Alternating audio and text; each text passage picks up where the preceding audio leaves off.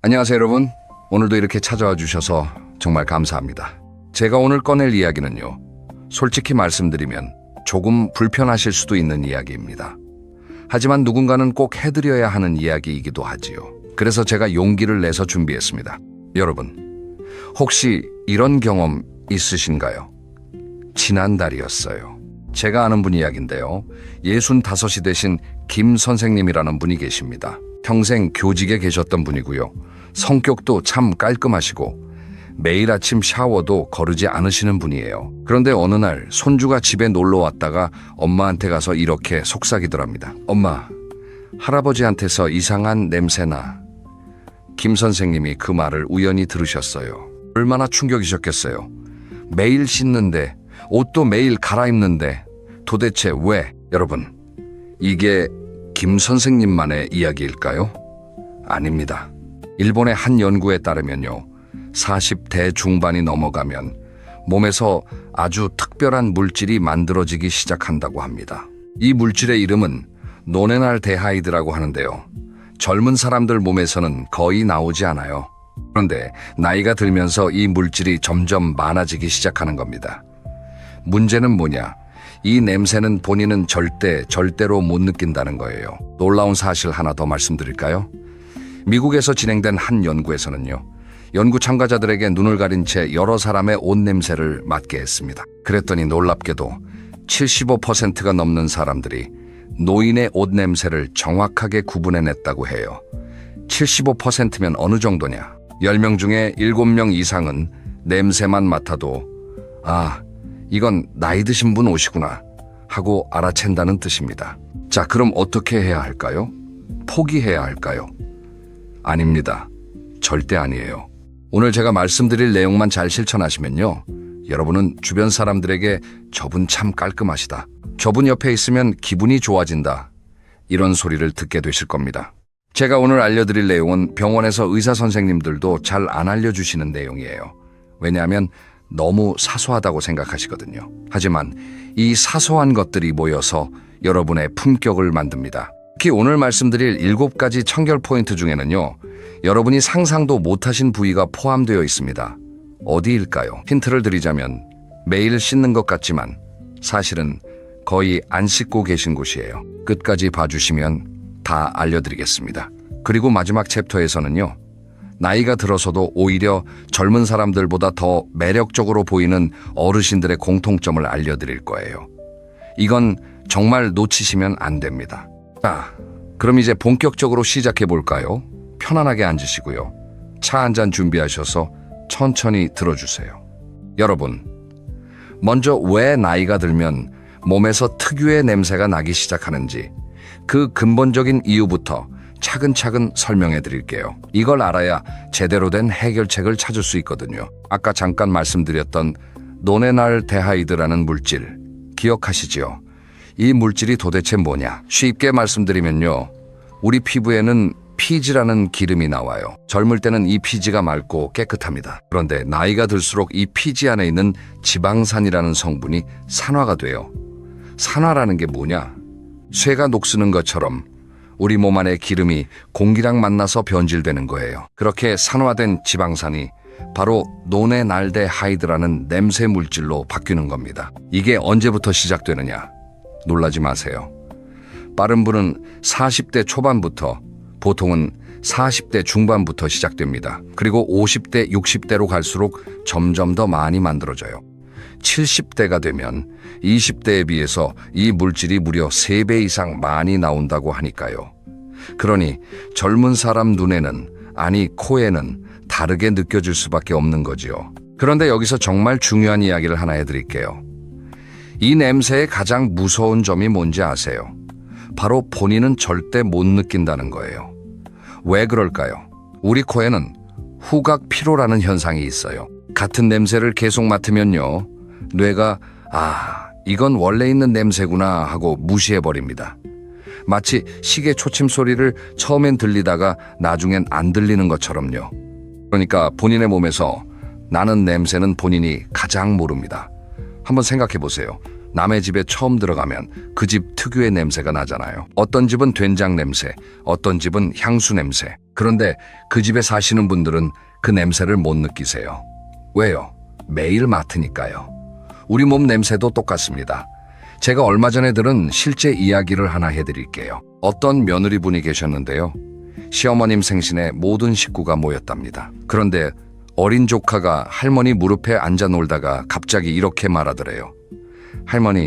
할머니한테서 꼬순내나. 꼬순내요. 아이들은 솔직하잖아요. 그 자리에 있던 어른들이 다 얼어붙었답니다. 할머니는 민망하셔서 화장실로 가셨고요. 며느리는 시어머니께 뭐라고 말씀드릴 수가 없어서 발만 동동 굴렀답니다. 왜냐하면 어머님, 냄새가 좀 나세요. 이 말을 어떻게 합니까? 바로 이게 문제예요. 가족도 말을 못해요. 친구도 말을 못합니다. 그러니 여러분, 오늘 이 영상이 여러분에게 그 솔직한 친구가 되어드리고 싶어요. 제가 오늘 드릴 이야기가 조금 불편하실 수도 있지만요. 사랑하는 마음으로 말씀드리는 거라고 생각해 주세요. 그리고 한 가지 더 기억하셔야 할 것이 있어요. 이 냄새는 더럽다의 문제가 아닙니다. 제가 처음에 더럽다라는 표현을 썼지만요. 사실 이건 몸의 자연스러운 변화예요. 아이가 들면 누구에게나 일어나는 일입니다. 문제는 이걸 관리하느냐, 방치하느냐의 차이일 뿐이에요. 관리하시는 분들은 60, 70이 되셔도 향기롭습니다. 방치하시는 분들은 아쉽게도 주변 사람들에게 불편함을 드리게 되지요. 생각해 보세요. 여러분 주변에도 그런 어르신 한두 분쯤 계시지요. 60이 넘으셨는데도 저분은 참 깔끔하시다. 저분 옆에 있으면 향기롭다. 이런 평을 듣는 분들이요. 그 어르신들이 특별한 비법이 있어서 그럴까요? 아닙니다. 아주 작은 습관 몇 가지를 꾸준히 지키시는 것뿐이에요. 오늘 그 비법을 여러분께 낱낱이 알려드리겠습니다. 자, 그럼 이제부터 본격적으로 어떻게 관리해야 하는지 하나하나 알려드리겠습니다. 이제 정말 중요한 내용이 시작되니까요. 집중해서 들어주세요. 여러분, 매일 씻으신다고 생각하시지요? 하지만 제가 단언컨대 지금부터 말씀드릴 7군데 중에 최소 3군데는 거의 안 씻고 계실 겁니다. 어디일까요? 하나씩 풀어드릴게요. 첫째, 바로 귀 뒤입니다. 귀 뒤. 여러분, 오늘 샤워하실 때 귀 뒤를 비누칠해서 문지르셨나요? 솔직히 생각해 보세요. 대부분 안 하십니다. 그런데 노네날 데하이드가 가장 많이 나오는 부위가 어디인 줄 아세요? 바로 이 귀 뒤, 그리고 목덜미, 가슴 위쪽, 등 상부예요. 특히 귀 뒤는 피지선이 많고 통풍이 잘 안 돼서 냄새 물질이 가장 많이 쌓이는 곳입니다. 어떻게 씻어야 하느냐? 어렵지 않아요. 샤워하실 때 손가락 끝에 비누 거품을 충분히 내시고요. 귀 뒤를 부드럽게 원을 그리듯이 마사지해 주세요. 20-30초 정도면 충분합니다. 그리고 귀 뒤쪽에서 목으로 내려오는 부분, 여기까지 쭉 문질러 주세요. 이 습관 하나만 들이셔도 여러분 몸 냄새의 절반은 사라집니다. 정말이에요, 절반. 둘째, 목덜미와 뒤통수입니다. 이 부분도 많이들 놓치세요. 특히 남자분들은 뒤통수 아래, 머리카락이 시작되는 부분이요. 여기가 땀이 많이 차고 냄새가 많이 납니다. 여자분들은 긴 머리에 가려져서 더 관리가 안 되는 부위예요. 샴푸하실 때 이 부분까지 꼼꼼하게 마사지해 주세요. 여기서 잠깐 두피 이야기를 좀 해드려야겠어요. 여러분, 머리 감는 횟수가 어떻게 되세요? 매일 감으시는 분, 이틀에 한 번 감으시는 분, 3일에 한 번 감으시는 분, 다양하실 거예요. 특히 연세 있으신 어르신들 중에는 머리를 자주 감으면 머리카락 빠진다라고 하시면서 며칠에 한 번만 감으시는 분들이 계세요. 그런데 이게 냄새의 주범입니다. 두피에도 피지가 많이 나와요. 이 피지가 공기랑 만나서 산화되면 특유의 기름 냄새, 쩐내가 나기 시작합니다. 그래서 최소한 이틀에 한 번, 가능하시면 매일 감으시는 걸 권해드려요. 머리카락이 빠지는 건 샴푸 때문이 아니라 나이 들면 자연스러운 현상이에요. 오히려 두피를 청결하게 관리하시는 게 남은 머리카락을 건강하게 지키는 방법입니다. 셋째, 손톱 밑입니다. 여러분, 손톱 밑이 더럽다는 말씀을 드리는 게 아닙니다. 손톱 밑에는요, 눈에 보이지 않는 세균과 각질이 정말 많이 쌓여요. 특히 연세가 있으신 분들은 손톱이 두꺼워지고 굴곡이 생기면서 그 틈새에 더 많이 끼게 됩니다. 이게 그대로 음식에 닿고 얼굴에 닿고 손주의 볼을 만지게 되는 거예요. 손톱 관리법은 간단합니다. 손톱은 짧게 일자로 잘라주세요. 너무 바짝 자르시면 염증이 생기니까 적당히요. 그리고 일주일에 한 번은 꼭 손톱솔로 손톱 밑을 닦아주세요. 손톱솔이 없으시면 쓰던 칫솔을 활용하셔도 됩니다. 비누 거품을 묻혀서 손톱 밑을 슥슥 문지르시면 돼요. 이것만 해도 손이 훨씬 깨끗해지고 위생적으로도 큰 도움이 됩니다. 넷째, 이건 정말 많이 놓치시는 곳이에요. 바로 발가락 사이입니다. 발가락 사이. 여러분, 씻으실 때 발가락 사이를 하나하나 벌려서 닦으시나요? 대부분은 그냥 발을 물에 담그고 비누 한번 쓱 문지르고 말지요. 하지만 발가락 사이야말로 냄새의 온상입니다. 발은 땀샘이 우리 몸에서 가장 많이 모여있는 부위 중에 하나예요. 하루에 발에서 나오는 땀의 양이 컵 한 잔 분량이라는 말 들어보셨나요? 그만큼 많이 나옵니다. 그 땀이 발가락 사이에서 증발하지 못하고 세균이랑 만나면 그 유명한 꼬랑내가 되는 거예요. 특히 양말을 신고 구두를 신으시는 분들은 더 심해집니다. 해결책은요, 씻으실 때 반드시 손가락을 발가락 사이에 넣어서 하나하나 문질러 주세요. 엄지와 검지 사이, 검지와 중지 사이, 이렇게 4군데를 다 닦으셔야 합니다. 그리고 씻은 후에는 꼭꼭 수건으로 발가락 사이에 물기를 완전히 닦아주세요. 축축한 상태로 양말을 신으시면 그게 바로 무좀이랑 냄새의 원인이 됩니다. 5째, 배꼽입니다. 배꼽이요. 놀라셨지요? 여러분, 마지막으로 배꼽을 청소하신 게 언제인가요? 아마 기억도 안 나실 거예요. 배꼽은 깊숙이 들어간 구조라서 때가 쉽게 쌓이는 곳이에요. 그때가 세균과 만나서 냄새를 풍깁니다. 실제로 의학 연구에서 배꼽의 세균 수를 조사해 보니까요, 무려 70종 이상의 서로 다른 세균이 살고 있더라는 보고도 있었습니다. 배꼽 청소 어렵지 않아요. 일주일에 한 번 면봉에 베이비 오일이나 올리브 오일을 살짝 묻히셔서 배꼽 안을 부드럽게 닦아주세요. 물로만 하시면 깊이 들어간 때가 잘 안 빠져요. 6째, 겨드랑이 넘어 바로 가슴 아래쪽입니다. 특히 여성분들은 속옷이 닿는 부분, 남성분들도 배가 나오신 분들은 배와 가슴 사이 접히는 부분, 여기가 굉장히 중요합니다. 살이 접히는 부분은 땀이 고이고 공기가 안 통해서 세균이 번식하기에 최적의 환경이에요. 샤워하실 때 이 부분을 손으로 들어서 드러내시고 안쪽까지 비누칠해서 닦아주세요. 그리고 씻은 후에는 완전히 건조시키시는 게 중요합니다.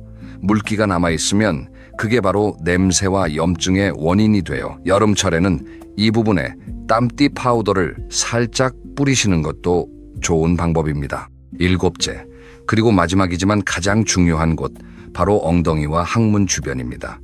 이 이야기를 꺼내는 게 좀 민망하지만요, 정말 중요한 이야기라서 말씀드립니다. 나이가 들면 이 부위의 근육이 약해지고 피부가 약해져서 젊을 때보다 훨씬 더 세심한 관리가 필요해요.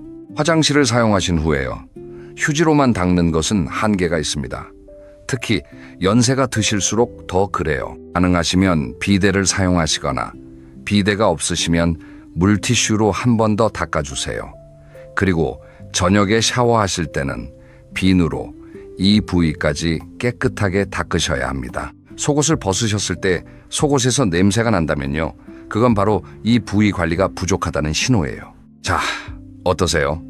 7가지 다 들어보셨는데요. 여러분은 이 중에 몇 군데나 제대로 씻고 계셨나요? 솔직하게 스스로에게 물어보세요. 만약에 생각해보니까 안 씻었네 하시는 곳이 있다면 바로 오늘 저녁부터 시작하시면 됩니다. 어려운 거 아니에요. 마음먹기 달렸습니다. 여러분, 그런데 몸만 깨끗하면 다 해결될까요? 아닙니다. 이제 훨씬 더 중요한 이야기로 넘어가 보겠습니다. 왜냐하면 몸을 아무리 씻어도 여러분이 입으시는 옷과 여러분이 계시는 공간에서 냄새가 난다면 소용이 없거든요. 제가 아는 어떤 분 이야기입니다. 70이 넘으신 박 어르신인데요, 이분은 정말 깔끔하세요. 매일 씻으시고 속옷도 매일 갈아입으시고 겉옷도 이틀에 한 번은 바꿔 입으세요. 그런데 며느리가 늘 한숨을 쉰답니다. 왜요? 시아버님이 오시면 집안 가득 이상한 냄새가 퍼진다는 거예요. 박 어르신은 절대 인정을 안 하세요. 나는 매일 씻는다. 옷도 매일 갈아입는다. 맞는 말씀이세요. 그런데 문제는 옷이에요. 여러분, 옷을 세탁하신다고 해서 냄새가 다 빠질까요? 아닙니다. 특히 나이 드신 분들의 옷에는요, 노네날데 하이드라는 그 물질이 옷감 깊숙이 스며들어 있어요. 일반 세탁으로는 이게 잘 빠지지 않습니다. 그래서 깨끗한 것 같은 옷에서도 특유의 냄새가 나는 거예요. 어떻게 해야 할까요? 첫째, 세탁할 때 산소계 표백제를 함께 사용해 주세요. 염소계 말고 산소계예요. 가루나 액체로 된 제품이 있는데요. 세제랑 같이 넣으시면 됩니다. 이 산소계 표백제가 옷에 스며든 냄새 성분을 분해해 줍니다. 일주일에 한두 번만 이렇게 세탁하셔도 옷 냄새가 확 달라져요. 둘째, 빨래는 반드시 햇빛에 말려주세요. 건조기가 있으시면 건조기도 좋지만요. 햇빛만큼 강력한 살균제는 없습니다.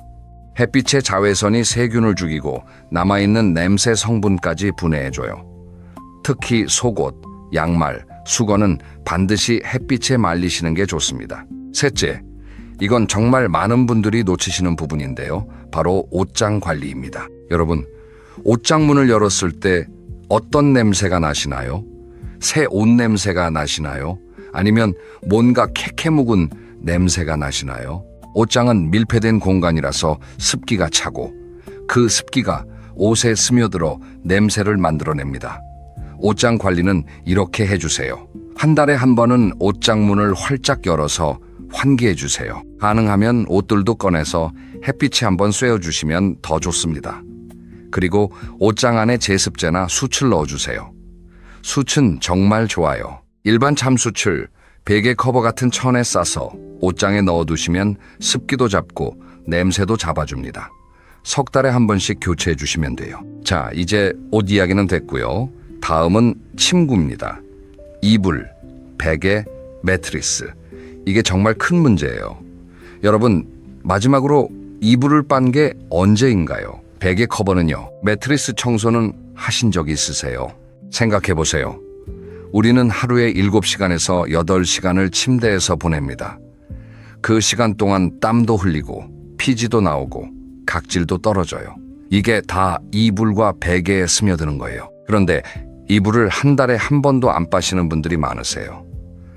특히 두꺼운 겨울 이불은 1년에 한 번 빨까 말까 하지요. 이불 커버와 베개 커버는요, 일주일에 한 번은 꼭 세탁하셔야 합니다. 일주일이요. 이불 자체도 한 달에 한 번은 세탁하시거나 최소한 햇빛에 널어주세요. 베개는 1년에 한 번은 새 것으로 교체하시는 걸 권해드려요. 베개 속에는 정말 상상도 못할 만큼 많은 먼지 진드기가 살고 있습니다. 매트리스는 어떻게 하느냐? 석 달에 한 번은 진공 청소기로 매트리스를 청소해 주세요. 그리고 베이킹 소다를 뿌려서 30분 정도 두셨다가 청소기로 빨아들이시면 냄새 제거에 아주 효과적입니다. 햇빛이 좋은 날은 매트리스를 창가로 끌고 가서 햇빛을 쐬어주시면 더 좋고요. 그 다음은 집 안 공간입니다.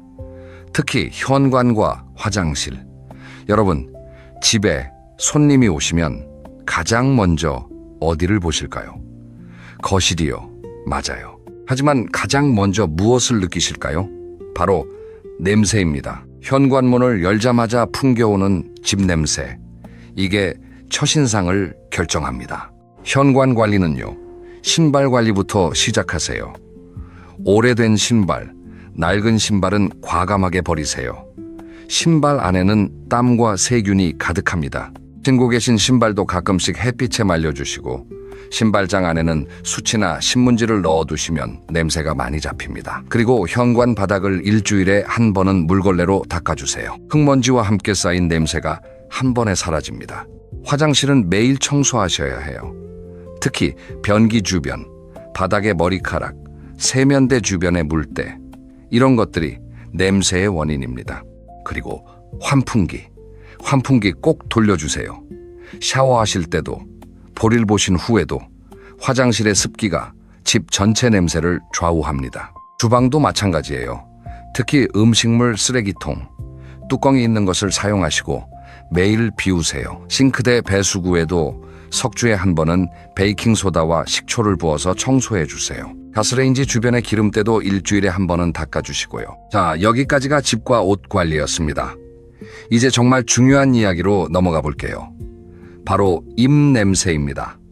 여러분, 혹시 이런 경험 있으세요? 이거는 누군가와 대화를 나누는데 상대방이 슬쩍슬쩍 뒤로 물러서는 것 같은 느낌 있으셨지요? 그게 바로 입 냄새 때문일 가능성이 높습니다. 입 냄새, 구취라고도 하지요. 이건 정말 많은 분들이 고민하시면서도 입 밖으로 꺼내지 못하는 문제예요. 그리고 나이가 들수록 더 심해집니다. 왜 그럴까요? 여러 가지 이유가 있어요. 첫째, 침의 양이 줄어듭니다. 침은요, 우리 입안의 자연 청소부예요. 음식물 찌꺼기를 씻어내고 세균의 번식을 막아줍니다. 그런데 나이가 들면 침샘의 기능이 떨어져서 침이 적게 나와요. 이걸 구강건조증이라고 합니다. 입이 마르면 세균이 번식하기 좋은 환경이 되고 그게 바로 입냄새가 됩니다. 둘째, 치주 질환이에요. 잇몸병이지요. 나이가 드시면 잇몸이 약해지고 치아와 잇몸 사이에 틈이 생깁니다. 그 틈에 음식물이 끼고 세균이 번식하면서 엄청난 냄새를 만들어내요. 심한 경우에는 바로 옆 사람도 못 견딜 정도로 심해집니다. 셋째, 틀니나 임플란트 관리 부족이에요. 틀니를 하신 분들 매일 제대로 닦고 계신가요? 틀니도 자연 치아만큼, 아니 어쩌면 더 꼼꼼하게 관리하셔야 합니다. 임플란트를 하신 분들도 마찬가지예요. 그럼 어떻게 관리해야 할까요? 가장 기본은 양치질입니다. 하루에 3번, 식사 후 30분 이내예요. 그런데 중요한 건 어떻게 닦느냐입니다. 대부분은 칫솔질을 너무 세게 그리고 너무 빨리 하세요. 양치질은요, 최소 2분, 가능하면 3분 이상 해야 합니다. 그리고 부드럽게 원을 그리듯이 닦으셔야 해요. 세게 문지르시면 잇몸이 상합니다. 그리고 치간 칫솔과 치실 사용하세요. 칫솔만으로는 치아 사이의 음식물을 완전히 제거할 수 없어요. 하루에 한 번, 자기 전에 꼭 치실을 사용하시고 치아 사이 공간이 넓으신 분들은 치간 칫솔도 함께 사용하세요. 처음엔 어색하시겠지만 일주일만 하시면 익숙해집니다. 이제 가장 중요한 이야기예요. 혀 관리. 여러분, 혀를 닦으신 적이 있으세요? 혀에는요, 엄청난 양의 세균이 삽니다. 혀 표면을 자세히 보시면 하얗거나 누런 설태가 끼어 있지요. 이게 바로 입냄새의 가장 큰 원인이에요. 입냄새의 80%가 혀에서 난다는 연구도 있습니다. 혀 닦는 법은요, 혀 클리너라고 하는 도구가 있습니다. 약국이나 마트에서 쉽게 구하실 수 있어요. 이걸로 혀 안쪽에서 앞쪽으로 살살 긁어주시면 됩니다. 칫솔 뒤쪽에 혀 클리너가 달린 제품도 있어요. 하루에 한 번, 아침에 일어나셔서 꼭 해주세요. 처음에는 구역질이 날 수도 있는데요. 조금씩 익숙해지시면 됩니다. 그리고 물을 자주 드세요. 하루에 물 8잔, 약 1.5리터에서 2리터 정도 드시는 게 좋습니다. 물은 입안을 촉촉하게 유지해주고 세균 번식을 막아줍니다. 특히 아침에 일어나셔서 첫 물 1잔, 이게 정말 중요해요. 밤새 마른 입안을 씻어주는 역할을 합니다. 틀니 관리법도 말씀드릴게요. 틀니는 매 식사 후에 빼서 흐르는 물에 씻어주세요. 그리고 저녁에 주무시기 전에는 틀니 전용 세정제를 사용해서 깨끗하게 닦으신 후 물이나 세정액에 담가서 보관하세요. 절대 마른 상태로 보관하시면 안 됩니다. 변형되거나 세균이 번식할 수 있어요. 그리고 1년에 한 번은 치과에 가셔서 틀니 상태를 점검받으세요. 임플란트를 하신 분들은 더욱 주의하셔야 합니다. 임플란트 주변에 염증이 생기면 임플란트 주위염이라고 해서 심하면 임플란트 자체를 못 쓰게 될 수도 있어요. 그래서 임플란트 전용 칫솔과 치간 칫솔을 사용하셔서 꼼꼼하게 관리하시고 6개월에 한 번은 꼭 치과 정기 검진을 받으세요. 마지막으로 구강 청결제 사용도 도움이 됩니다. 양치질 후에 30초 정도 가글 해주세요. 단, 알코올이 많이 들어간 제품은 오히려 입안을 건조하게 만들 수 있으니까요. 무알코올 제품을 추천드립니다. 그리고 구강 청결제는 양치질을 대체하는 게 아니라 보조하는 거라는 점 꼭 기억해 주세요. 자, 여기까지가 입 관리였는데요. 어떠세요? 생각보다 꼼꼼하게 해야 할 것들이 많지요.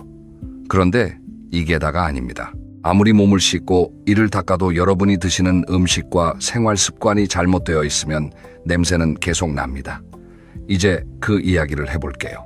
여러분, 신토불이라는 말 들어보셨죠? 몸과 흙은 둘이 아니라는 뜻이에요. 우리가 먹는 음식이 곧 우리 몸이 된다는 말이기도 합니다. 그러니 여러분이 드시는 음식이 여러분의 체취를 만들어요. 어떤 음식이 냄새를 심하게 만들까요? 첫째, 마늘과 양파입니다. 이건 다들 아시죠? 마늘과 양파에 들어있는 황화합물이 피를 타고 돌다가 폐로 나오면서 입 냄새를 만듭니다. 그리고 땀으로도 배출돼요.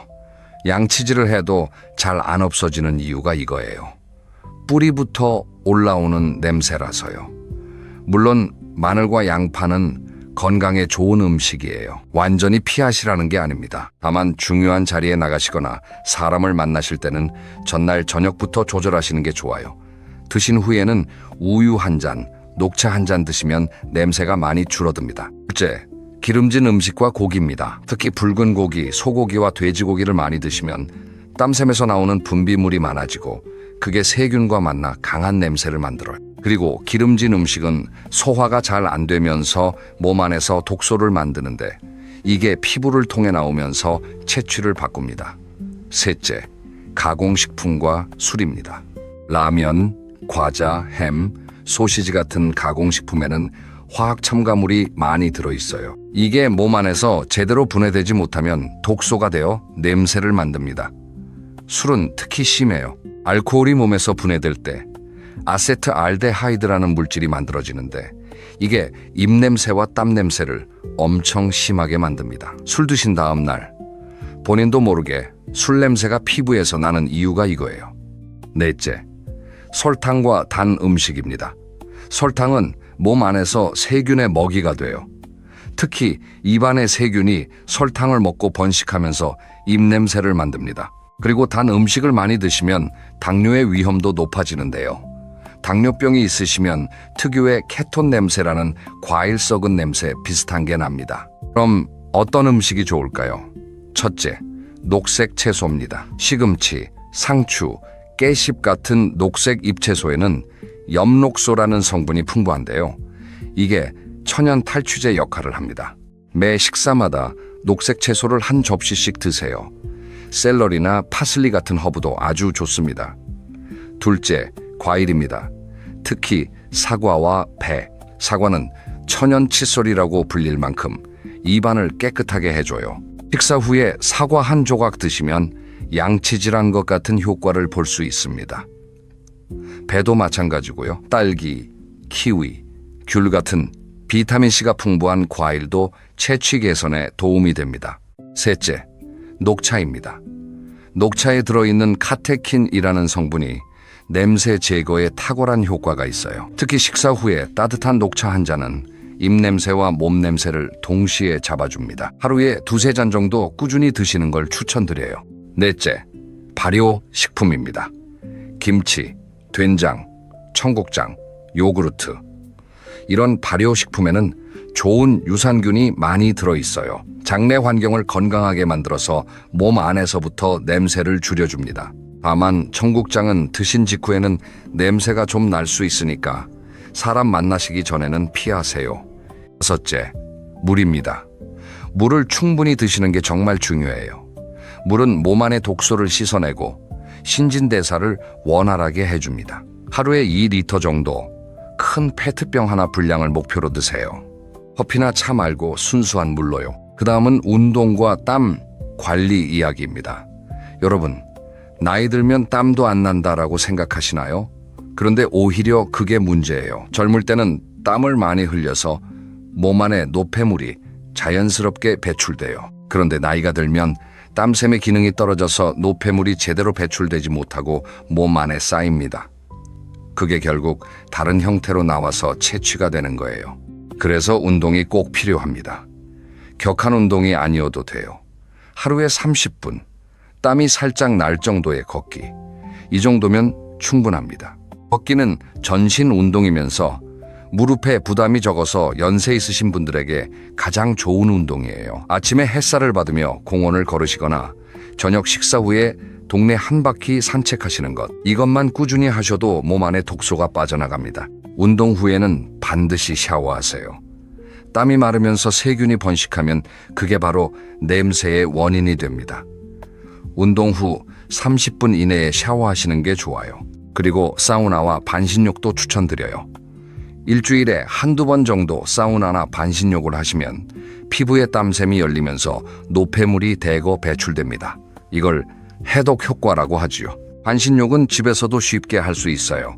욕조에 배꼽 높이까지 물을 받으시고 따뜻한 물에 20분에서 30분 정도 담그시면 됩니다. 그 후에 비누로 깨끗이 씻어내시면 몸이 정말 가벼워지는 걸 느끼실 수 있을 거예요. 영양제도 짧게 말씀드릴게요. 나이가 드시면 영양 흡수율이 떨어지기 때문에 적절한 영양제 섭취가 도움이 됩니다. 특히 추천드리는 건 첫째, 비타민C. 항산화 작용으로 노네날데하이드 생성을 줄여줍니다.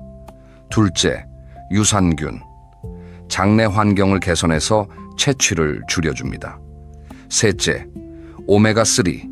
염증을 줄이고 피부 건강을 지켜줍니다. 다만 영양제는 약이 아니니까 지병이 있으신 분들은 의사 선생님과 상의하신 후에 드시는 게 좋습니다. 이제 정말 마지막 챕터예요. 지금까지는 주로 냄새를 없애는 법에 대해 말씀드렸다면 이제는 품격 있게 나이 드는 법에 대해 말씀드리겠습니다. 단순히 냄새만 없앤다고 해서 멋진 어르신이 되는 건 아니에요. 몇 가지 요소가 더 필요합니다. 여러분, 주변에 참 멋지게 나이 드신 분들 있지요?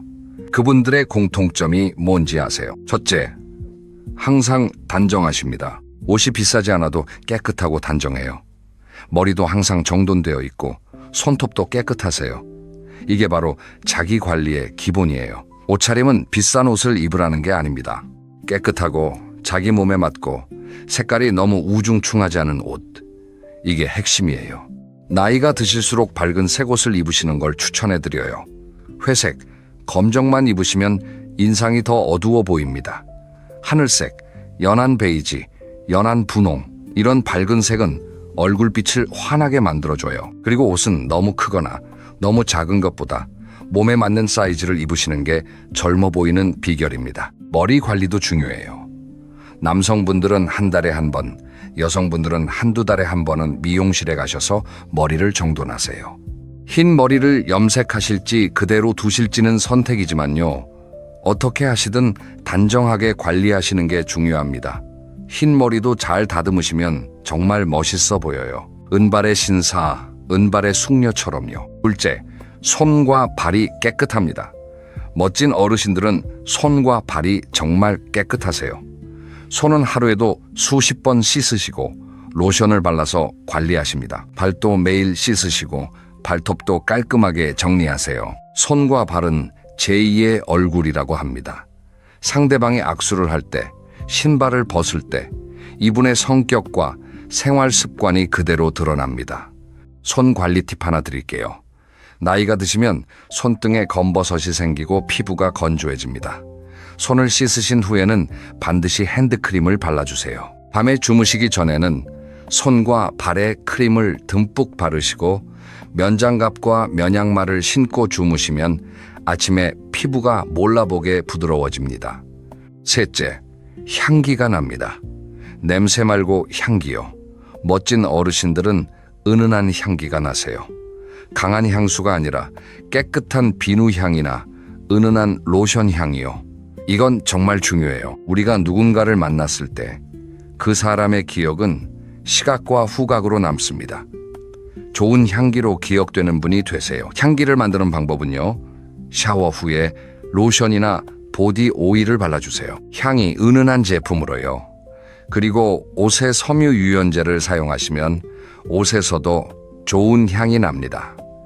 향수는 살짝만, 손목이나 귀 뒤에 한 번씩만 뿌리시면 됩니다. 너무 많이 뿌리시면 오히려 거부감을 줘요. 넷째, 미소가 있습니다.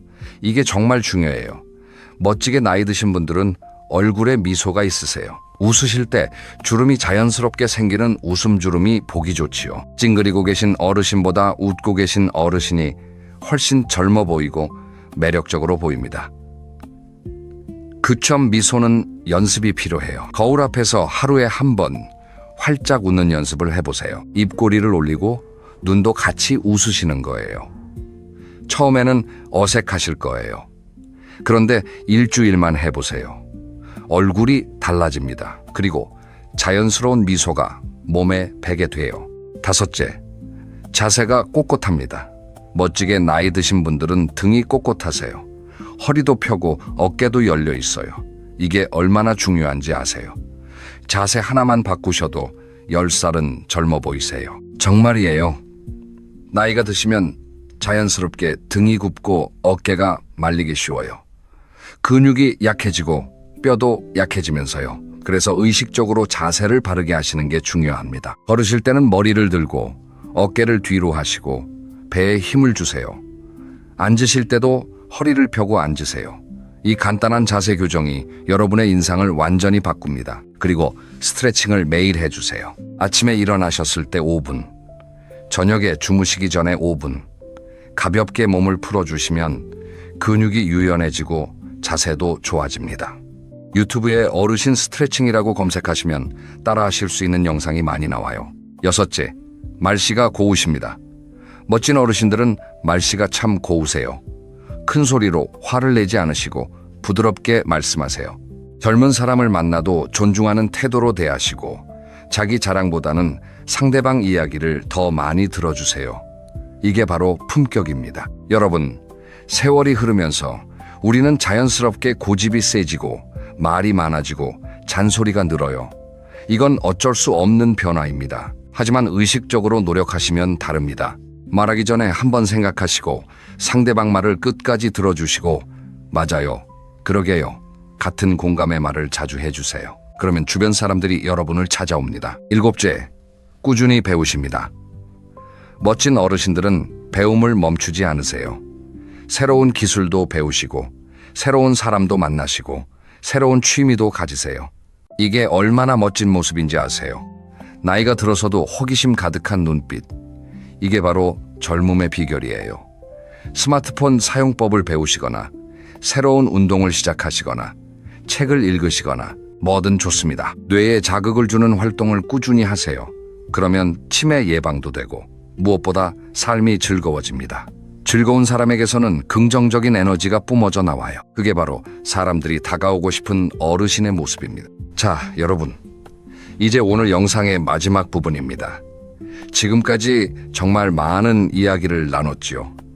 제가 말씀드린 내용을 잠깐 정리해 드릴게요. 첫째, 나이가 들면 노네날 데하이드라는 냄새 물질이 몸에서 많이 만들어집니다. 본인은 못 느끼지만 다른 사람은 다 느껴요. 이건 자연스러운 변화예요. 부끄러워하실 일이 아니라 관리하실 일입니다. 둘째, 7가지 청결 포인트.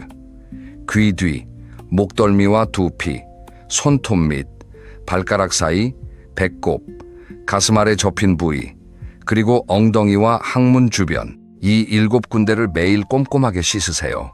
셋째, 옷과 침구, 그리고 집 관리입니다. 산속의 표백제로 세탁하시고 햇빛에 말리세요. 이불 커버는 일주일에 한 번, 이불은 한 달에 한 번 세탁하세요. 옷장과 신발장은 환기하시고 수치나 제습제를 넣어주세요. 넷째, 입 관리입니다.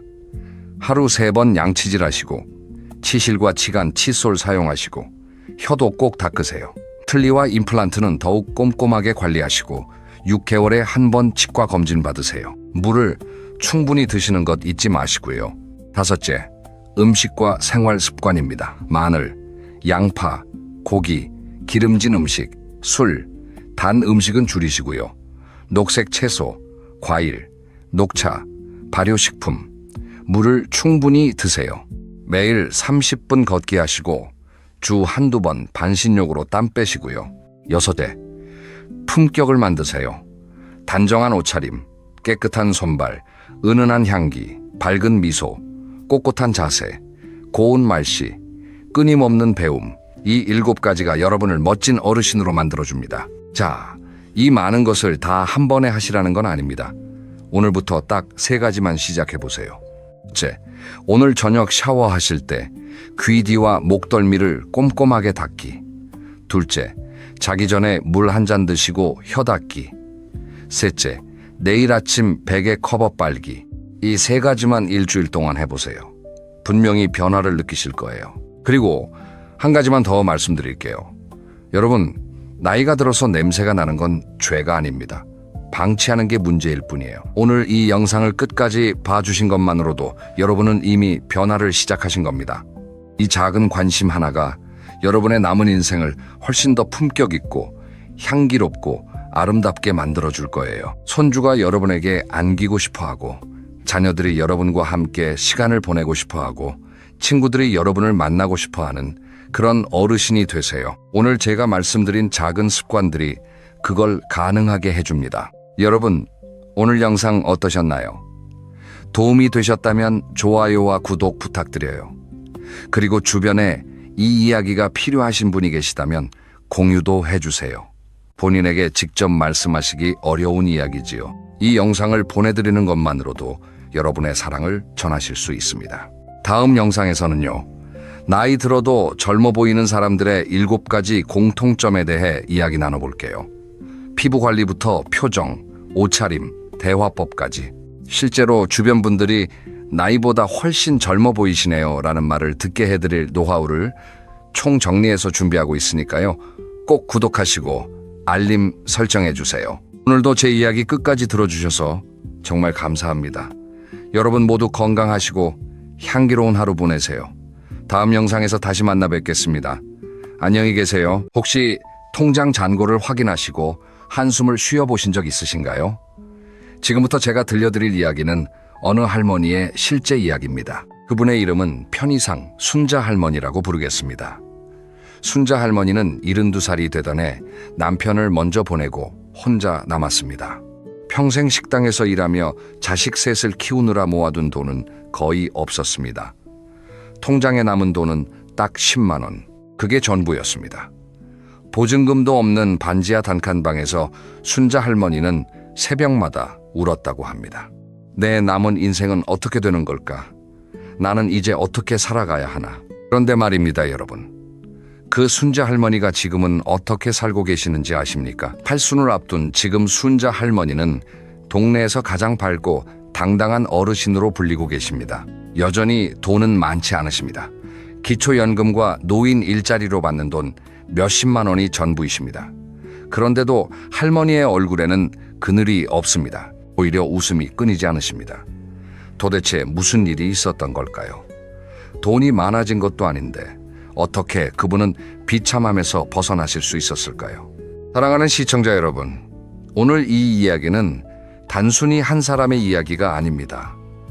지금 이 영상을 보고 계신 많은 분들이 아마 비슷한 두려움을 안고 계실 겁니다. 통계청 자료에 따르면 우리나라 노인 빈곤율은 40%에 가깝습니다.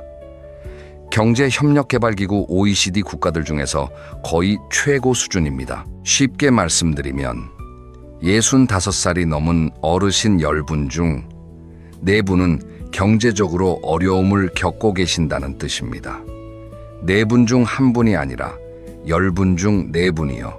이게 우리나라의 현실입니다. 그런데 여기서 중요한 질문을 하나 드리고 싶습니다. 돈이 없으면 반드시 비참해야 하는 걸까요? 돈이 없으면 우리는 인간으로서의 품위를 잃어야 하는 걸까요? 저는 단호하게 말씀드리고 싶습니다. 절대로 그렇지 않습니다. 오늘 이 영상을 끝까지 보시면 왜 그런지 분명히 알게 되실 겁니다. 그리고 지금 당장 여러분의 삶에 적용할 수 있는 아주 구체적이고 실천적인 방법들을 알려드리겠습니다. 돈이 없어도 비참하지 않게, 아니 오히려 더 품격 있고 따뜻하게 노년을 보내는 비밀. 지금부터 6개의 챕터로 나눠서 차근차근 말씀드리겠습니다. 끝까지 함께 해주시면 오늘 밤 베개에 머리를 누이실 때 분명히 가슴이 따뜻해지실 거라고 저는 약속드립니다. 자, 먼저 첫 번째 이야기를 시작하겠습니다. 우리가 가장 먼저 알아야 할 것은 가난과 비참함이 결코 같은 말이 아니라는 사실입니다. 많은 분들이 이 둘을 헷갈려 하십니다. 돈이 없으면 비참해지는 거라고, 그게 당연한 거라고 생각하십니다.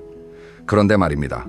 제 주변을 한번 둘러보십시오. 통장에 수억 원을 가지고 있으면서도 매일 우울해하는 분 있지 않으십니까? 자식들이 사업에 성공해서 풍요롭게 사는데도 정작 본인은 외로움에 시달리는 분, 주변에 한두 분쯤 계시지 않나요? 반대로 정말 가진 것이 별로 없으신데도 늘 밝고 활기차신 분, 그런 분도 분명히 계십니다. 도대체 이 차이는 어디에서 오는 걸까요? 제가 직접 뵌 분 중에 경기도 양평에 사시는 칠순의 어르신이 계십니다. 그분을 편의상 김할아버지라고 부르겠습니다.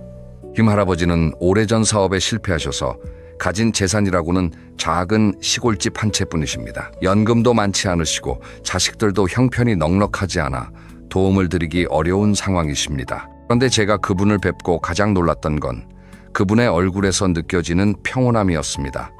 마치 오래된 나무처럼 흔들림이 없으셨습니다. 김 할아버지는 매일 아침 5시에 일어나십니다. 텃밭에 나가 상추, 고추, 토마토를 돌보십니다. 손수 키운 채소로 아침밥을 지으시고 이웃집 할머니들께 나눠드리십니다. 오후에는 동네 경로당에 가셔서 바둑을 두시고 저녁에는 라디오를 들으시며 책을 읽으십니다. 돈은 많지 않으시지만 하루하루가 알차고 의미가 있으십니다. 제가 여쭤봤습니다. 할아버지 돈이 부족하시면 속상하지 않으십니까? 그분이 미소를 지으며 말씀하셨습니다. 젊을 때는 돈이 전부인 줄 알았지. 그런데 이 나이가 되어보니 돈은 도구일 뿐이야. 중요한 건 하루를 어떻게 사느냐, 그거더라고. 여러분, 이 말씀이 얼마나 깊은 뜻을 담고 있는지 아시겠습니까? 비참함은 지갑이 아니라 마음에서 시작됩니다. 돈이 없다는 사실 자체가 사람을 비참하게 만드는 게 아닙니다. 내가 나를 어떻게 바라보느냐, 내가 내 삶을 어떻게 받아들이느냐, 거기에서 모든 것이 결정됩니다. 비참함은 외부 조건이 아니라 내부 태도의 문제라는 뜻입니다. 이 말씀을 꼭 기억해 주십시오. 돈이 없어서 비참한 게 아닙니다. 자기 자신을 포기했을 때, 그때 비로소 사람은 비참해집니다. 그럼 여기서 궁금해지실 겁니다. 마음만 잘 먹으면 되는 거냐? 그저 긍정적으로 생각하면 되는 거냐? 아닙니다. 마음가짐만으로는 부족합니다. 구체적이고 실천적인 방법들이 있어야 합니다. 그래서 이제부터 본격적으로 5가지 핵심 영역을 하나씩 말씀드리겠습니다. 이 5가지를 잘 챙기시면 돈이 없어도 결코 비참하지 않은 노년을 보내실 수 있습니다. 오히려 돈 많은 사람보다 더 풍요롭고 행복하게 사실 수 있습니다. 믿기 어려우시죠? 끝까지 들어보시면 분명히 고개를 끄덕이시게 될 겁니다. 자, 2번째 이야기로 넘어가겠습니다. 돈보다 먼저 지켜야 할 것, 그것은 바로 여러분의 몸입니다. 건강입니다. 많은 분들이 착각하시는 게 있습니다. 오후 준비라고 하면 먼저 돈부터 떠올리시죠. 얼마를 모아야 할까? 연금은 얼마나 받을까? 집은 어떻게 할까? 물론 다 중요합니다. 그런데 말입니다. 그보다 훨씬 더 중요한 게 있습니다. 그건 바로 몸입니다. 건강한 몸만 있으면 적은 돈으로도 충분히 살 수 있습니다. 그런데 몸이 무너지면 아무리 돈이 많아도 소용이 없습니다. 실제로 통계를 보면 아주 놀라운 사실이 있습니다. 노년에 경제적으로 무너지는 가장 큰 원인이 무엇인지 아십니까? 바로 의료비입니다. 한순간에 큰 병 한 번의 수술, 몇 년에 걸친 장기 간병, 이런 일들이 평생 모은 재산을 한꺼번에 쓸어가 버립니다. 어떤 어르신은 자식들에게 물려주려던 작은 집까지 팔아야 했습니다. 어떤 분은 요양병원 비용 때문에 자식들 사이에 다툼이 생기기도 했습니다. 그러니까 아이러니하게도 노년의 돈을 지키는 가장 좋은 방법은 돈을 버는 게 아니라 건강을 지키는 겁니다. 그럼 어떻게 해야 할까요? 비싼 헬스장에 등록하셔야 하나요? 아닙니다. 값비싼 건강식품을 드셔야 하나요? 아닙니다. 가장 중요한 건 아주 단순합니다. 매일 걷는 것, 바로 그겁니다. 하루 30분 꾸준히 걷는 것, 이것만으로도 놀라운 효과가 있습니다. 미국 하버드 대학교 연구팀이 발표한 자료를 보면 하루 30분 이상 걷는 어르신들은 그렇지 않은 분들에 비해 심장병 발병률이 20% 이상 낮았습니다. 치매 위험도 30%나 낮아졌다고 합니다. 돈 한 푼 들이지 않고 그냥 운동화만 신고 집 근처 공원을 걷는 것만으로도 말입니다. 제가 아는 어느 할머니 이야기를 하나 들려드리겠습니다. 올해 78이신 박 할머니는 10년 전만 해도 무릎 관절염 때문에 걷기조차 힘드셨습니다. 아들 집에 얹혀 사시며 화장실 가는 것도 버거우셨습니다. 그때 할머니는 매일 울기만 하셨습니다. 내 몸이 아니구나. 이제 끝이구나. 그런데 어느 날 며느리가 할머니께 말씀드렸다고 합니다. 어머니 그렇게 누워만 계시면 더 나빠져요. 딱 10분만이라도 걸으세요. 제가 같이 걸어드릴게요. 그날부터 박 할머니는 하루에 10분씩 걷기 시작하셨습니다. 처음에는 너무 아파서 눈물이 났다고 합니다. 그런데 이 주일 한 달이 지나니까 신기하게도 조금씩 덜 아파지기 시작했습니다. 2달이 지나니 30분을 걸을 수 있게 되셨고 반년이 지나니 1시간도 거뜬히 걸으시게 되었습니다. 지금은 팔순을 앞두고 계시지만 매일 아침 6시에 일어나 동네 공원을 한 바퀴 도시는 게 가장 큰 즐거움이시라고 합니다. 약값도 절반으로 줄었습니다. 병원 가는 횟수도 확 줄었습니다. 무엇보다 마음이 밝아지셨습니다. 여러분, 이게 바로 건강의 힘입니다. 돈 한 푼 안 들이고 우리 몸을 지키는 방법은 생각보다 가까이에 있습니다. 걷기뿐만이 아닙니다. 잘 먹는 것도 중요합니다. 값비싼 음식이 아니라 소박하지만 균형 잡힌 식사. 현미밥에 나물 반찬 된장국 한 그릇. 이런 밥상이 고기 반찬 가득한 밥상보다 훨씬 건강합니다. 그리고 잠을 잘 주무셔야 합니다. 밤 10시쯤 주무시고 아침 6시쯤 일어나시는 규칙적인 수면. 7시간에서 8시간 동안 충분히 자는 것이 노년 건강의 기본입니다. 또 하나 중요한 것이 있습니다. 바로 정기 검진입니다. 많은 어르신들이 병원 가는 걸 무서워하십니다. 괜히 병명만 알게 되면 더 아플 것 같다고 말씀하시는 분도 계십니다. 그런데 이건 정말 잘못된 생각이십니다. 국민건강보험공단에서 65 이상 어르신들께는 무료로 정기 검진을 해드리고 있습니다. 1년에 한 번 꼭 받으십시오. 조기에 발견하면 치료비도 적게 들고 건강도 훨씬 빨리 회복됩니다. 늦게 발견할수록 돈도 많이 들고 고생도 많이 하십니다. 자, 몸을 지키는 이야기 잘 들으셨죠? 그런데 말입니다. 몸만 건강하다고 해서 비참함에서 벗어날 수 있을까요? 안타깝지만 그것만으로는 부족합니다. 더 중요한 게 있습니다. 바로 다음 이야기에서 말씀드릴 내용입니다. 사실 이것을 놓치면 아무리 몸이 건강해도 아무리 돈이 많아도 사람은 무너집니다. 도대체 무엇일까요? 세 번째 이야기. 돈보다 무서운 것, 그것은 외로움입니다. 미국의 어느 대학에서 진행한 오랜 연구가 있습니다. 연구진은 수십 년에 걸쳐 수백 명의 사람들을 관찰했습니다. 그리고 그들 중 누가 가장 건강하고 행복하게 노년을 보내는지 조사했습니다. 결과는 놀라웠습니다. 돈이 많은 사람도 성공한 사람도 학력이 높은 사람도 아니었습니다. 따뜻한 인간관계를 가지고 있는 사람, 바로 그런 사람들이었습니다.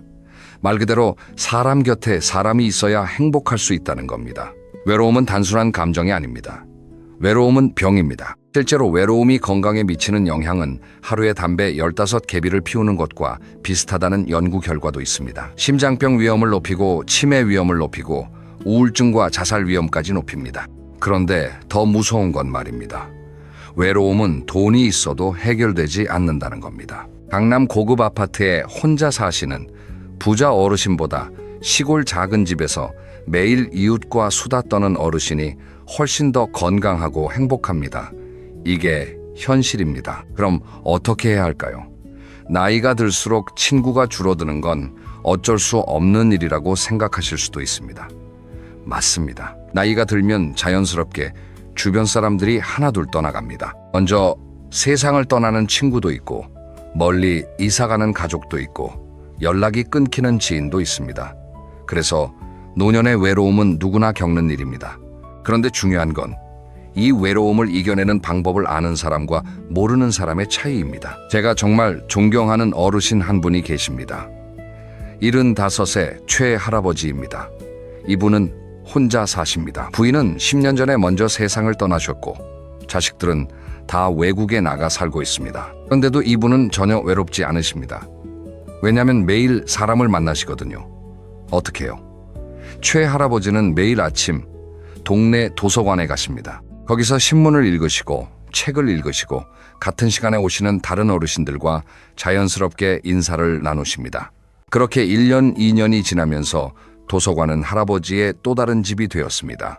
도서관에서 만난 분들이 이제는 소중한 친구들이 되셨습니다. 오후에는 동네 복지관에 가셔서 무료 컴퓨터 교실에 다니십니다. 70대에 컴퓨터를 배우신다는 게 쉬운 일이 아니신데 그 덕분에 해외에 있는 자식들과 영상 통화도 하시고 유튜브로 세상 돌아가는 것도 보십니다.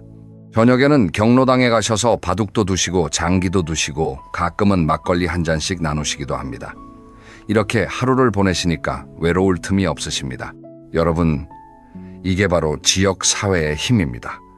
돈이 없어도 우리는 얼마든지 사람들과 연결될 수 있습니다. 동네 경로당, 도서관, 복지관, 주민센터 이런 곳들은 다 무료이거나 아주 적은 비용으로 이용하실 수 있습니다. 집에만 계시지 마십시오.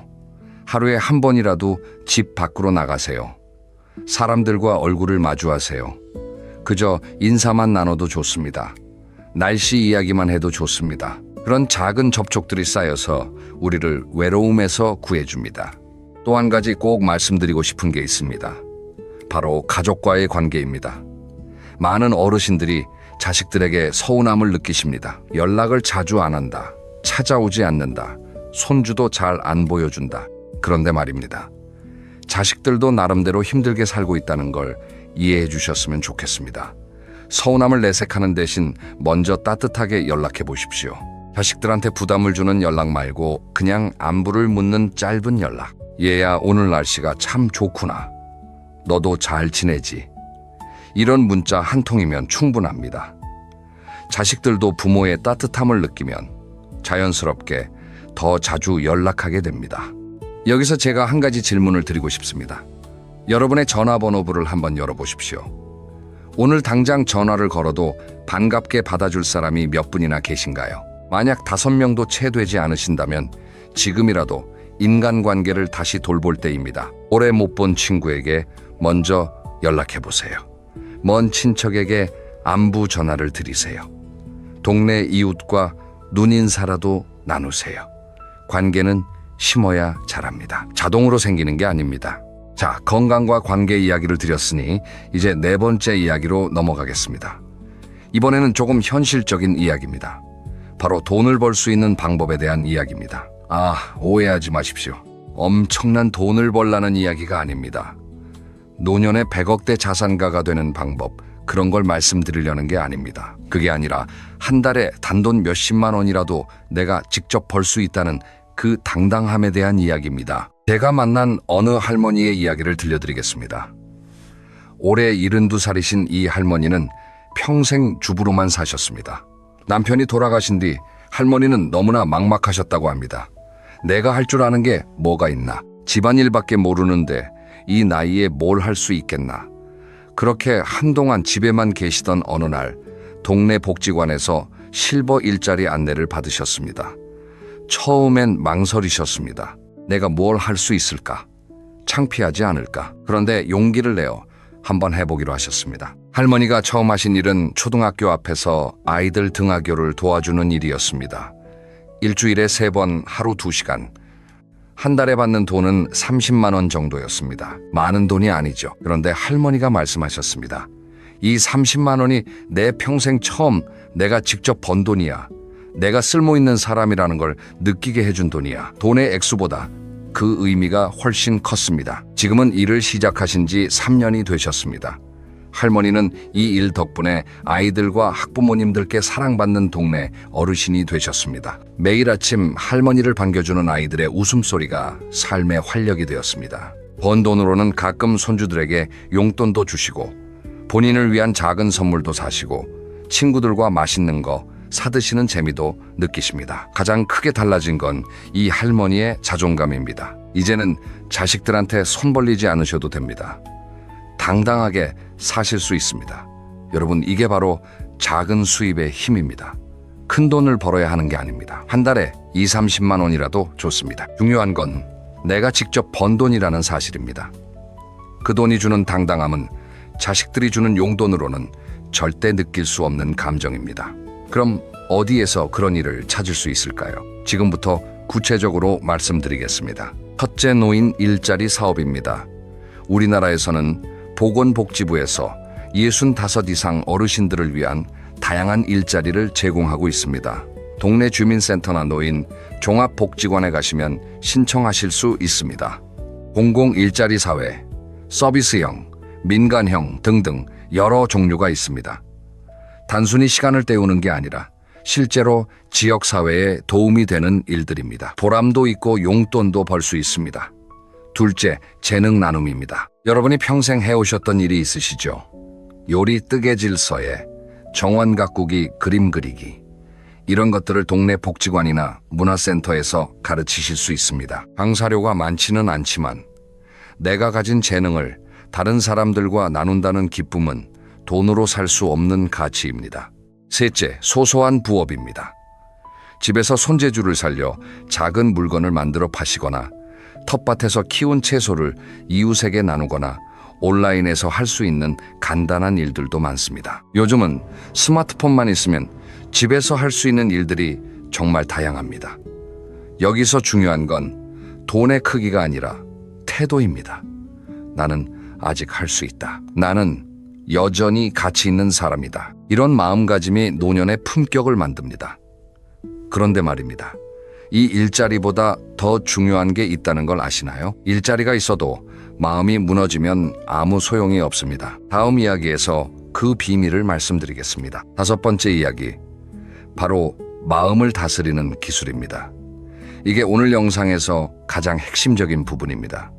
돈도 중요하고 건강도 중요하고 관계도 중요합니다. 하지만 이 모든 것을 떠받치는 가장 근본적인 힘은 바로 마음입니다. 마음이 단단하면 돈이 적어도 무너지지 않습니다. 관계가 적어도 외롭지 않습니다. 건강이 완벽하지 않아도 행복합니다. 그래서 마음을 다스리는 법을 배우는 것, 이것이 노년의 가장 중요한 공부입니다. 먼저 욕심을 줄이는 것에서 시작해야 합니다. 사람이 비참해지는 이유는 자기가 가진 것보다 더 많이 원하기 때문입니다. 옆집에 새 차가 있으면 내 차가 초라해 보입니다. 친구가 해외여행을 다녀오면 집안에 앉아있는 내가 한심해 보입니다. 자식이 번듯한 직장을 다니면 내가 못 가르친 것 같아 속상해집니다. 이 모든 감정의 뿌리가 바로 비교입니다. 그런데 말입니다. 나이가 들면서 우리가 꼭 배워야 할 지혜가 있습니다. 그것은 바로 비교를 멈추는 것입니다. 옆집 누구와 나를 비교하는 순간 나는 불행해집니다. 그런데 어제나 작년에나 10년 전에 나와 비교하면 어떨까요? 아, 그래도 나는 지금 이만큼 살아있구나. 이만큼 건강하구나. 이만큼 감사할 게 많구나. 이런 생각이 듭니다. 제가 아주 존경하는 한 어르신이 계십니다. 82살의 할머니이십니다. 이분은 매일 아침 창가에서 30분씩 기도하시고 감사일기를 쓰십니다. 할머니가 쓰신 감사일기를 보면 정말 소박합니다. 오늘 아침 새소리가 예뻤다. 마당에 핀 꽃이 반가웠다. 옆집 아주머니가 떡을 나눠주셨다. 손주가 전화를 걸어 할머니 사랑해요 라고 해줬다. 이런 것들입니다. 큰일이 아닙니다. 그런데 할머니는 이런 작은 것들을 매일 기록하시면서 마음을 풍요롭게 가꾸십니다. 여러분, 감사일기 한번 써보시겠습니까? 거창할 필요 없습니다. 하루에 3가지씩만 적어보세요. 오늘 감사한 일 3가지. 처음에는 쉽지 않으실 겁니다. 뭐가 감사할 게 있나? 오늘 하루도 그저 그런 하루였는데.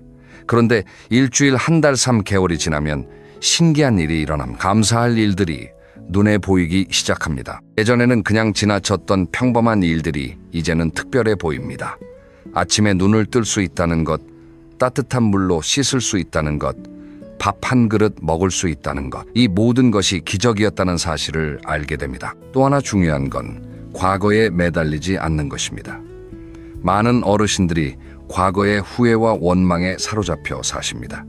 그때 그 집을 샀어야 했는데, 그때 그 사람과 결혼했어야 했는데, 그때 자식에게 더 잘해줬어야 했는데, 이런 생각들이 머릿속을 떠나지 않습니다. 그런데 말입니다. 과거는 이미 지나갔습니다. 아무리 후회해도 바꿀 수 없습니다. 과거에 매달리는 건 오늘이라는 소중한 선물을 낭비하는 일입니다. 과거의 일은 놓아주셔야 합니다. 실수도 있었고 후회도 있었지만 그것도 내 삶의 일부분이었다. 그 덕분에 지금의 내가 있다. 이렇게 받아들이는 것. 이것이 마음의 평화를 찾는 첫걸음입니다. 그리고 오늘 이 순간에 집중하세요. 오늘 마실 차 한 잔, 오늘 부는 바람 한 줄기, 오늘 듣는 음악 한 곡. 이 작은 순간들이 모여서 우리의 인생이 됩니다. 또 하나 꼭 말씀드리고 싶은 게 있습니다. 바로 용서입니다. 특히 자기 자신을 용서하는 것. 살면서 실수하지 않은 사람은 없습니다. 상처 주지 않은 사람도 없고 상처받지 않은 사람도 없습니다. 그런데 많은 분들이 자기 자신을 용서하지 못하십니다. 내가 그때 왜 그랬을까? 내가 왜 그 말을 했을까? 내가 부모로서 실패한 건 아닐까? 이런 자책이 평생을 따라다닙니다. 여러분, 이제 그만 자기 자신을 놓아주십시오. 여러분은 그때 최선을 다하셨습니다. 완벽할 수는 없었지만 최선을 다하셨습니다. 그거면 충분합니다. 자, 이제 6번째 마지막 이야기로 넘어가겠습니다. 돈 없이도 배우고 즐기는 삶에 대한 이야기입니다. 많은 분들이 돈이 없으면 즐길 것도 없다고 생각하십니다. 그런데 이건 정말 큰 오해입니다. 우리 주변에는 돈 없이도 누릴 수 있는 풍요로움이 정말 많습니다.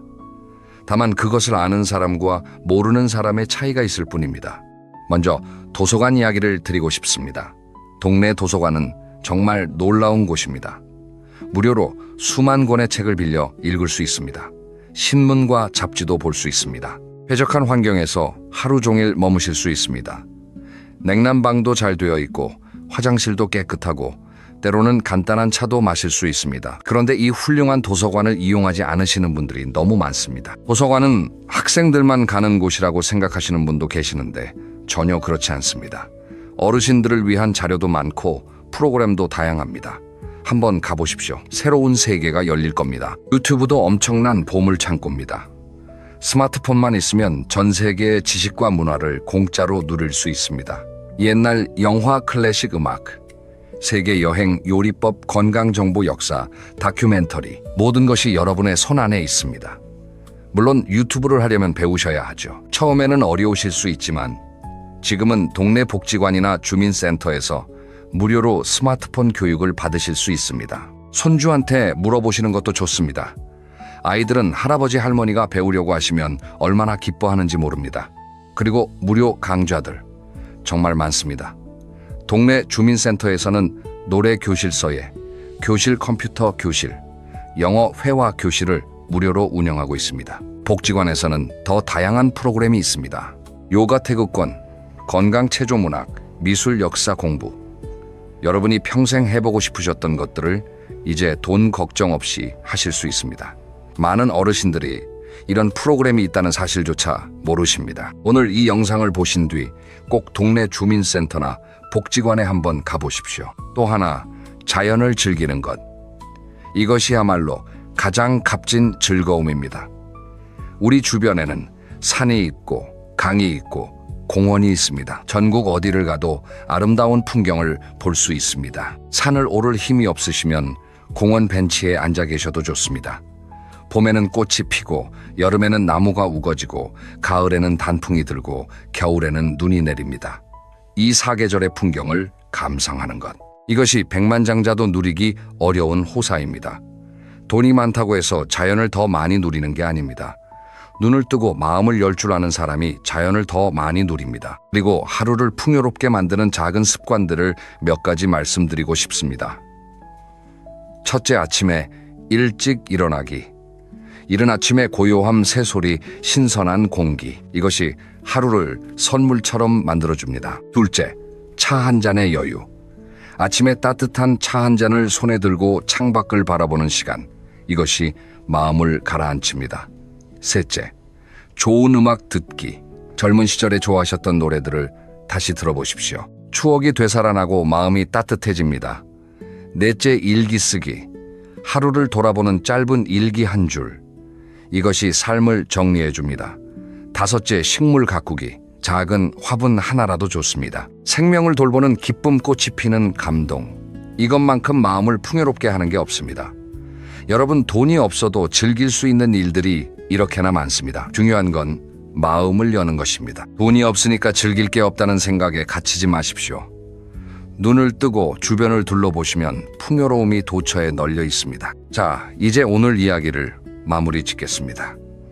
오늘 우리는 돈이 없어도 비참하지 않게 사는 방법을 6개의 챕터로 나누어 살펴보았습니다. 다시 한번 핵심을 정리해드리겠습니다. 첫째, 비참함은 지갑이 아니라 마음에서 시작됩니다. 돈이 없다고 해서 반드시 비참해지는 건 아닙니다. 자기 자신을 포기하지 마십시오.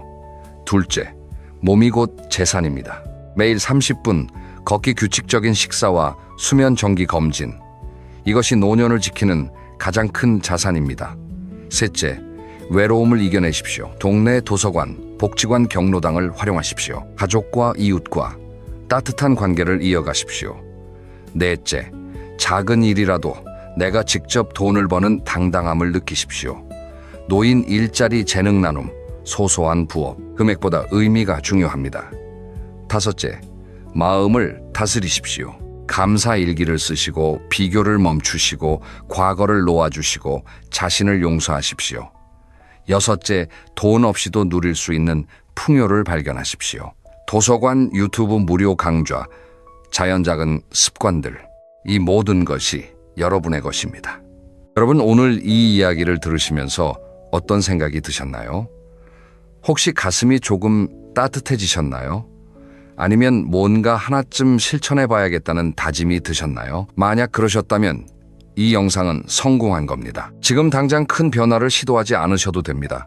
그저 오늘 하나, 내일 하나 조금씩 바꿔가시면 됩니다. 오늘은 동네 한 바퀴를 걸어보세요. 내일은 오랜 친구에게 안부 전화를 걸어보세요. 모레는 감사 일기 한 줄을 써보세요. 이런 작은 실천들이 쌓이면 반년 뒤, 1년 뒤 여러분의 삶은 분명히 달라져 있을 겁니다. 마지막으로 한 가지 더 말씀드리고 싶습니다. 노년은 결코 인생의 끝이 아닙니다. 오히려 새로운 시작입니다. 젊은 시절에는 책임과 의무에 쫓겨 살았다면 이제는 오롯이 나 자신을 위해 살 수 있는 시간입니다. 돈이 많지 않아도 괜찮습니다. 몸이 조금 불편해도 괜찮습니다. 중요한 건 여러분의 오늘입니다. 여러분의 마음입니다. 여러분의 태도입니다. 비참하게 살지 않으실 수 있습니다. 오히려 더 품격 있고 더 따뜻하고 더 풍요롭게 사실 수 있습니다. 제가 약속드립니다. 오늘 영상을 끝까지 시청해 주셔서 정말 감사합니다. 다음 영상에서는 노년에 꼭 지켜야 할 돈 관리 원칙 7가지를 준비했습니다. 많지 않은 돈을 어떻게 하면 현명하게 쓸 수 있는지, 자식들과 돈 문제로 다투지 않으려면 어떻게 해야 하는지, 사기나 금융 피해를 당하지 않으려면 무엇을 조심해야 하는지, 이런 실용적인 내용들을 구체적으로 말씀드리겠습니다. 놓치지 마시고 꼭 다시 찾아와 주십시오. 오늘도 여러분의 하루가 따뜻하고 평안하시길 진심으로 기원합니다. 건강하십시오. 감사합니다. 여러분 안녕하세요. 오늘도 이렇게 귀한 시간 내어 찾아와 주셔서 진심으로 감사드립니다. 본격적인 이야기를 시작하기 전에 한 가지 질문을 드리고 싶습니다. 혹시 주변에서 이런 두 분을 보신 적 있으신가요? 한 분은 70이 넘으셨는데도 매일 아침 콧노래를 부르며 산책을 나가십니다. 손주들 자랑도 별로 안 하시고 자식 흉도 잘 안 보세요. 그런데 얼굴에 항상 미소가 떠나질 않습니다. 또 한 분은 비슷한 나이에 살아온 형편도 크게 다르지 않은데요. 만나면 한숨부터 쉬십니다. 자식 이야기하면 서운하다 말씀하시고, 몸 이야기하면 여기저기 아프다고 하시고, 돈 이야기하면 부족하다고 하세요. 분명히 두 분 다 비슷한 삶을 살아오셨는데 왜 이렇게 다를까요? 도대체 그 차이는 어디에서 오는 걸까요? 여러 노년 행복 연구를 살펴보면 아주 흥미로운 사실이 나옵니다. 노후의 행복을 결정하는 것은 통장 잔고도 아니고 자식 숫자도 아니고 심지어 건강 그 자체도 아니라는 것입니다. 그것보다 훨씬 더 중요한 것들이 따로 있다는 거예요. 그리고 그 중요한 것들은 대부분 지금 이 순간부터라도 충분히 만들어갈 수 있는 것들입니다. 늦은 나이는 없습니다. 60이든 70이든 80이든 말이죠. 오늘 제가 말씀드릴 내용을 끝까지 들으시면 어쩌면 남은 인생을 바라보는 시선 자체가 완전히 달라지실 수도 있습니다. 오늘 저는 7가지 이야기를 준비했습니다. 첫째는 마음을 다스리는 법, 둘째는 몸을 돌보는 법, 셋째는 사람과의 관계를 만드는 법, 넷째는 돈과 친해지는 법, 다섯째는 매일 아침 일어날 이유를 찾는 법, 여섯째는 행복한 하루를 만드는 작은 습관, 그리고 마지막으로 오늘 당장 실천할 수 있는 3가지 작은 행동까지 1시간 정도 함께 천천히 이야기 나누어 보려고 합니다. 부담 없이 차 한 잔 드시면서 편안하게 들어주세요. 그리고 마지막까지 들어주시면 정말 큰 선물이 기다리고 있습니다. 자, 그럼 첫 번째 이야기부터 시작해 볼까요? 먼저 가장 중요한 이야기, 마음에 대한 이야기부터 드리고 싶습니다. 많은 분들이 행복한 노후라고 하면 가장 먼저 돈을 떠올리세요. 그 다음에 건강을 떠올리시고요. 물론 둘 다 중요합니다. 정말 중요해요. 그런데 제가 오랫동안 어르신들을 만나 뵙고 이야기를 듣다 보니까 놀라운 사실을 하나 발견했습니다.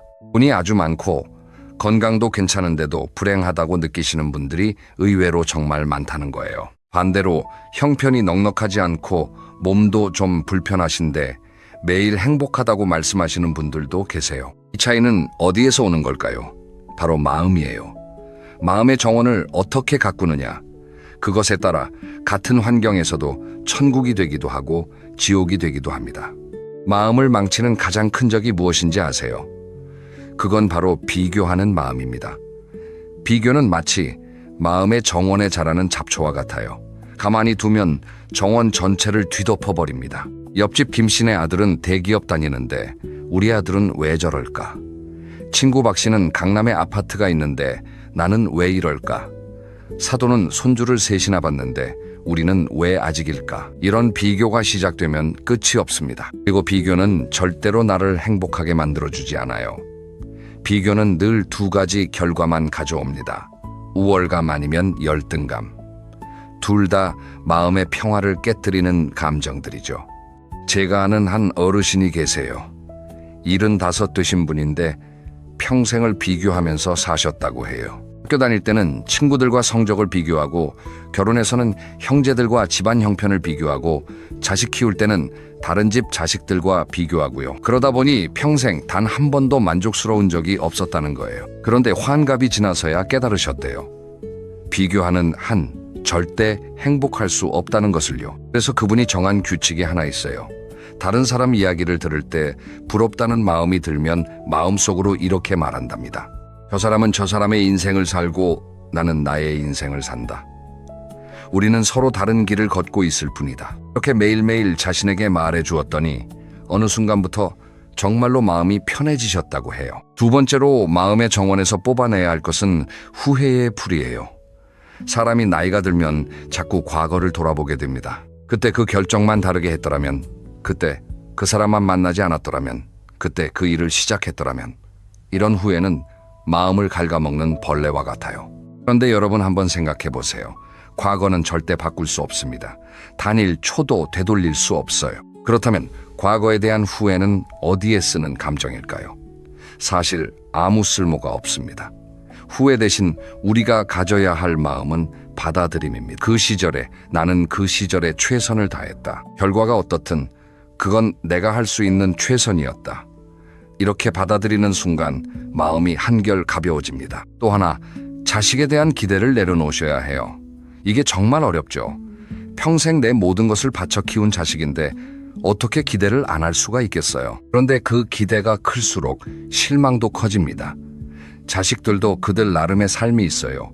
그들도 부담스러워요. 일주일에 전화 한 통이면 그것으로 감사하고, 명절에 얼굴 한번 보면 그것으로 행복하다고 생각하시면 어떨까요? 기대를 낮추면 실망할 일이 줄어들고 작은 것에도 감사할 일이 늘어납니다. 마음을 가꾸는 가장 좋은 방법 하나를 알려드릴게요.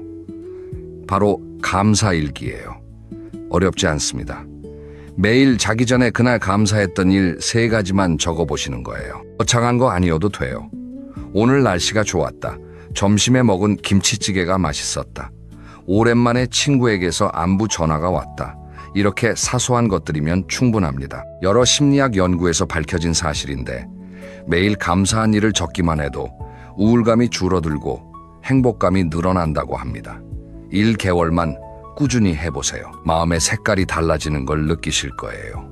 글을 쓰기 힘드시면 그냥 잠자리에 누워서 마음속으로 떠올려 보셔도 좋습니다.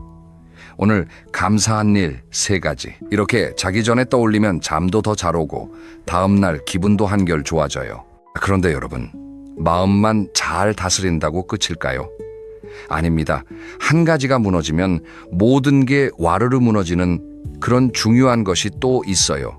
그게 무엇이냐고요? 바로 2번째 이야기에서 말씀드리겠습니다. 2번째 이야기는 우리 몸 건강에 대한 이야기입니다. 건강을 잃으면 모든 것을 잃는다. 그래서 잃기 전에 미리미리 챙기셔야 해요. 그리고 한 가지 좋은 소식을 드리자면 우리 몸은 생각보다 정직합니다. 작은 노력에도 정직하게 반응해줘요. 70이 되어서 80이 되어서 시작해도 늦지 않습니다. 정말이에요. 중장년 어르신들이 반드시 챙겨야 할 3가지가 있습니다. 첫째는 다리 근육, 둘째는 잠, 셋째는 식사입니다. 이 3가지만 잘 챙기셔도 노후 건강의 절반은 해결됩니다. 하나씩 천천히 말씀드릴게요. 먼저 다리 근육이에요. 왜 하필 다리냐? 우리 몸의 근육 중에서 가장 큰 근육이 어디에 있는지 아세요? 바로 허벅지에 있습니다. 그리고 사람이 나이가 들면 가장 빨리 줄어드는 근육도 다리 근육이에요. 다리에 힘이 없으면 어떻게 되는지 아시죠? 걷기가 힘들어집니다. 걷기 힘들면 외출을 안 하게 되고, 외출을 안 하면 사람을 만나지 않게 되고, 사람을 만나지 않으면 우울해집니다. 거기에 자꾸 넘어지기 시작해요. 노년기에 한 번 넘어져서 골절이 오면 그게 인생의 큰 분기점이 되는 경우가 많습니다. 그러니까 다리 근육은 단순히 운동의 문제가 아니에요. 삶의 질, 인생의 방향을 좌우하는 핵심 열쇠입니다. 그렇다면 어떻게 다리를 단련해야 할까요? 가장 쉬운 방법이 걷기입니다. 하루 30분 정도 자기 페이스대로 걸으시면 돼요. 무리하실 필요 없어요. 숨이 약간 차고 등에 살짝 땀이 날 정도면 충분합니다. 동네 한 바퀴 돌아도 좋고 가까운 공원에 가셔도 좋고요. 비 오는 날이면 큰 마트나 백화점 안을 한 바퀴 돌아도 됩니다. 중요한 건 매일 꾸준히라는 거예요. 한 번에 2시간 걷는 것보다 매일 30분씩 걷는 것이 훨씬 효과가 좋습니다. 집에서 할 수 있는 간단한 운동도 추천드릴게요. 의자에 앉았다 일어서기를 천천히 10번씩 하루에 3번만 해보세요. 또 벽에 손을 짚고 까치발 들기를 10번씩 하셔도 좋아요. 이런 간단한 동작들이 몇 개월만 쌓이면 다리에 힘이 확실히 붙는 게 느껴집니다. 운동을 어렵게 생각하지 마세요. 운동은 헬스장에 가서 무거운 것을 드는 것만이 아니에요. 일상 속에서 조금 더 움직이는 것, 그게 진짜 운동입니다. 그리고 정말 중요한 한 가지, 절대 무리하지 마세요. 옆집 어르신이 매일 2시간씩 등산하신다고 따라하시면 안 됩니다. 사람마다 몸 상태가 다 다르고 회복 속도도 다 달라요. 운동은 자기 몸과의 대화입니다. 오늘은 좀 힘드네 싶으면 쉬셔도 돼요. 운동하고 나서 다음 날까지 몸이 아프다면 그건 운동이 아니라 손상입니다.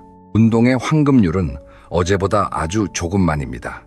어제보다 한 걸음만 더, 어제보다 1분만 더. 이런 작은 차이가 1년이 쌓이면 어마어마한 변화를 만들어냅니다. 2번째로 챙기실 건 잠입니다. 사실 어르신들 중에 잠 때문에 고생하시는 분들이 정말 많아요. 밤에 자꾸 깨고 새벽 4시쯤 되면 눈이 떠지고 그러다 보니 낮에 졸리고, 잠은 우리 몸이 회복되는 시간이에요.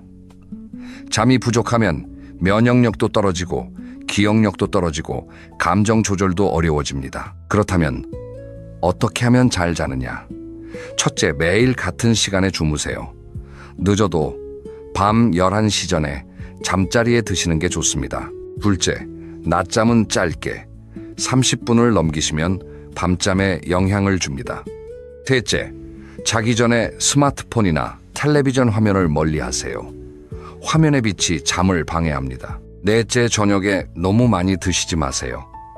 위가 가득 차면 잠도 편하지 않아요. 다섯째, 따뜻한 물 한 잔을 자기 전에 천천히 드시는 것도 도움이 됩니다.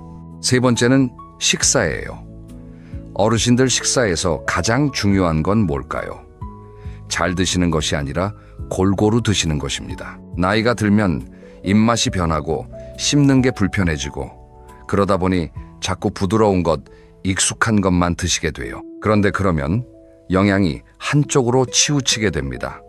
특히 단백질이 부족해지기 쉬워요. 단백질이 부족하면 근육이 빠지고 근육이 빠지면 다시 다리에 힘이 없어지는 악순환이 시작됩니다. 그래서 맵기 단백질 한 가지는 꼭 드시는 걸 권합니다. 두부, 계란, 생선, 닭고기, 콩 이런 것들이요. 거창하게 드실 필요 없어요. 계란 한 알, 두부, 한 모 생선 한 토막 이 정도면 충분합니다. 그리고 물이에요. 어르신들 중에 물 잘 안 드시는 분들이 정말 많아요. 갈증 느낌이 둔해져서 그렇습니다. 하루에 물을 충분히 드시는 게 좋아요. 한 번에 많이 드시기보다 조금씩 나눠서 드시는 게 몸에 부담이 적습니다. 이쯤에서 한 가지 실제 사례를 말씀드릴게요. 제가 들은 이야기인데 72세 되신 한 어르신이 계셨어요. 평생 운동이라고는 안 해보신 분이에요. 그런데 어느 날 큰 병을 한번 앓고 나서 의사 선생님이 그러시더래요. 운동을 시작하시지 않으면 점점 더 안 좋아질 거라고. 그래서 그 어르신이 결심을 하셨대요. 오늘부터 매일 동네 한 바퀴 돌자. 처음에는 100m도 못 가서 숨이 차셨대요. 그런데 매일 조금씩, 정말 조금씩만 더 걸으셨어요. 한 달이 지나니까 동네 한 바퀴를 다 도시게 되었고 3개월이 지나니까 2바퀴도 거뜬했고 6개월이 지나니까 가까운 산도 오르시게 되었답니다. 1년이 지난 지금은 매일 아침 1시간씩 산책하시는데 다리에 힘이 생기니까 모든 것이 달라졌다고 하세요. 표정도 밝아지고 식사도 잘하시고 잠도 잘 주무시고요. 그분이 그러시더래요. 진작 시작할 걸 그랬다고. 여러분도 늦지 않으셨어요. 오늘이 가장 빠른 날입니다. 그런데 말이에요. 몸도 건강하고 마음도 잘 다스리시는데 그래도 행복하지 않은 분들이 계세요. 왜 그럴까요? 다음 이야기에 그 답이 있습니다. 세 번째 이야기는 사람, 그리고 관계에 대한 이야기입니다. 노년기를 가장 힘들게 만드는 것이 무엇인지 아세요? 가난도 아니고 질병도 아닙니다. 바로 외로움이에요. 외로움이 우리 몸과 마음에 얼마나 큰 영향을 주는지에 대한 연구가 정말 많습니다. 어떤 연구에서는 만성적인 외로움이 매일 담배를 피우는 것만큼이나 건강에 해롭다고도 합니다. 그만큼 외로움은 단순한 감정이 아니라 우리 삶을 좀먹는 조용한 병이에요. 그런데 외로움은 친구가 많다고 해결되는 것도 아닙니다. 진짜 친구 한두 명이 있으면 외롭지 않아요. 반대로 아는 사람이 100명이어도 진짜 마음을 나눌 사람이 없으면 외로워집니다. 그러니까 노년기에 우리가 가꾸어야 할 것은 친구의 숫자가 아니라 친구의 깊이입니다. 인생에서 정말 마음을 나눌 수 있는 친구가 셋만 있어도 충분해요. 그렇다면 어떻게 그런 친구를 만들어 갈까요? 첫째, 먼저 연락하세요. 많은 어르신들이 친구가 멀어진 이유를 물어보면 어쩌다 보니 연락이 끊겼다고 말씀하세요. 그런데 가만히 들어보면 서로 연락을 기다리고만 있었던 거예요. 자존심 때문이든 부담 때문이든 먼저 연락하는 것이 지는 게 아닙니다. 먼저 연락하는 사람이 사실은 더 마음에 여유가 있는 사람이에요. 오늘이라도 오랫동안 못 만난 친구에게 한번 전화해 보세요. 별일 없냐, 잘 지내냐 한번 보자. 이 한마디면 충분합니다. 둘째, 작은 정성을 표현하세요. 친구가 생일이면 짧게라도 축하 문자를 보내고 명절이면 안부를 묻고 좋은 글을 보면 공유해 주세요. 이런 작은 정성들이 쌓여서 관계가 깊어집니다. 큰 선물을 해야만 마음을 표현하는 게 아니에요. 작은 관심이 더 오래 갑니다. 셋째, 들어주는 사람이 되세요. 어르신들과 이야기를 나누다 보면 모두가 자기 이야기만 하고 싶어 하시는 경우가 많아요. 그런데 정말 인기 있는 어르신 친구가 많은 어르신들을 보면 공통점이 있어요. 그분들은 자기 이야기보다 다른 사람 이야기를 더 많이 들어주십니다. 사람들은 자기 말을 들어주는 사람을 좋아해요. 친구와의 만남에서 내가 말하는 시간을 절반만 줄여도 친구가 정말 좋아할 거예요. 자, 친구 이야기는 이쯤 하고요. 사실 노년기 관계에서 가장 중요한 한 사람이 또 있죠. 바로 배우자입니다. 평생을 함께 살아온 동반자인데 막상 노년에 접어들면 부부 관계가 더 어려워지는 경우가 많아요. 자녀들이 다 떠나고 둘만 남았는데 막상 둘이 할 이야기가 없는 거예요. 함께 사는데 따로 사는 것 같은 그런 외로움. 그것만큼 깊은 외로움도 없습니다. 부부 관계를 다시 세우는 방법은 의외로 간단합니다. 함께 무언가를 하는 거예요. 함께 산책을 하고, 함께 시장을 보고, 함께 텔레비전을 보면서 짧은 대화라도 나누는 거죠. 그리고 무엇보다 중요한 것은 고맙다는 말, 미안하다는 말, 그리고 가끔은 사랑한다는 말을 표현하는 것입니다. 우리 세대는 그런 말이 너무 어색하시죠. 하지만 한번 해보세요.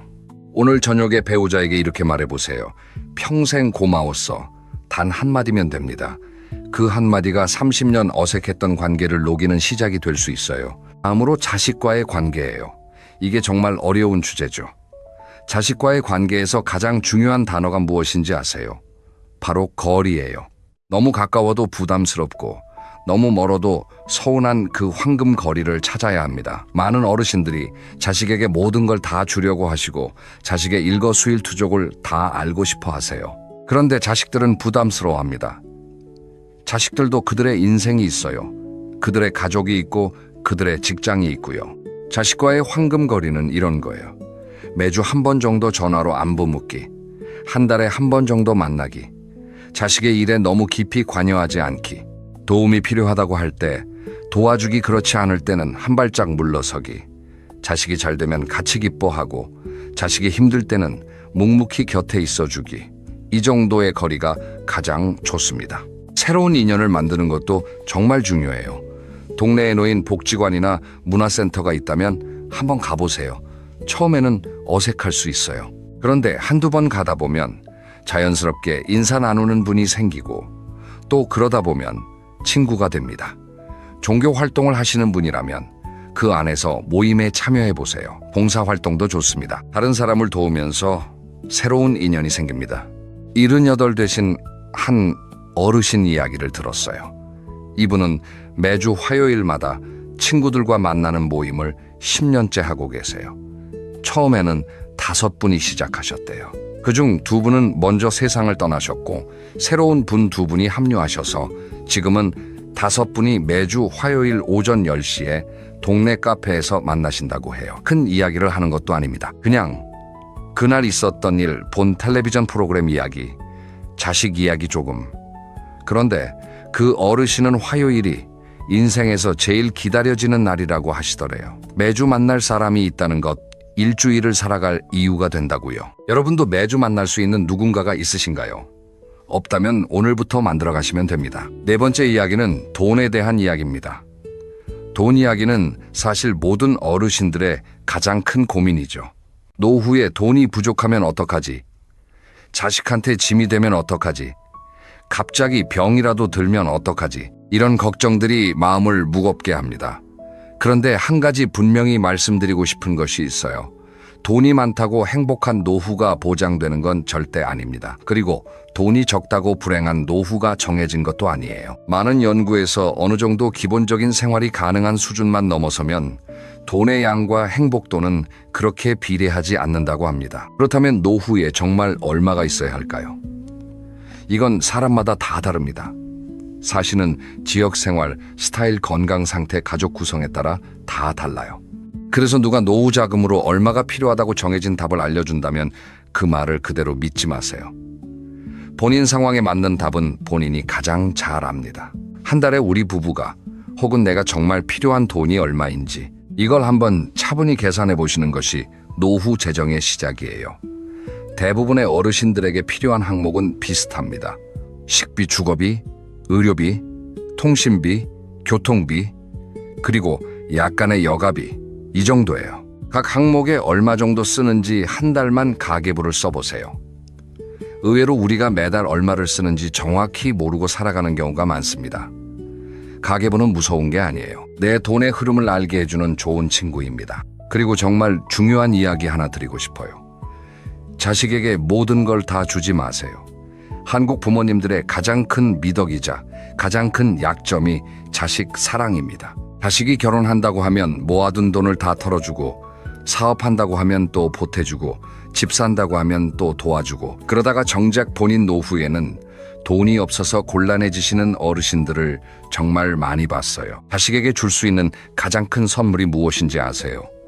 자식에게 짐이 되지 않는 부모가 되는 거예요. 부모가 노후를 잘 보내고 계시면 자식들이 마음 편하게 자기 인생을 살 수 있습니다. 자식들에게 다 주지 마시고 본인을 위해 적정한 돈을 남겨두세요. 그건 이기적인 게 아니에요. 그게 진짜 자식을 위하는 길입니다. 그리고 자식들에게 떳떳하게 말씀하세요. 너희들 결혼은 너희가 알아서 해라.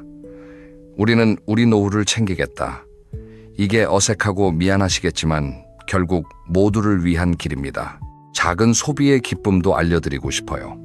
어르신들 중에 평생 절약만 하시고 자신을 위해서는 한 푼도 안 쓰시는 분들이 계세요.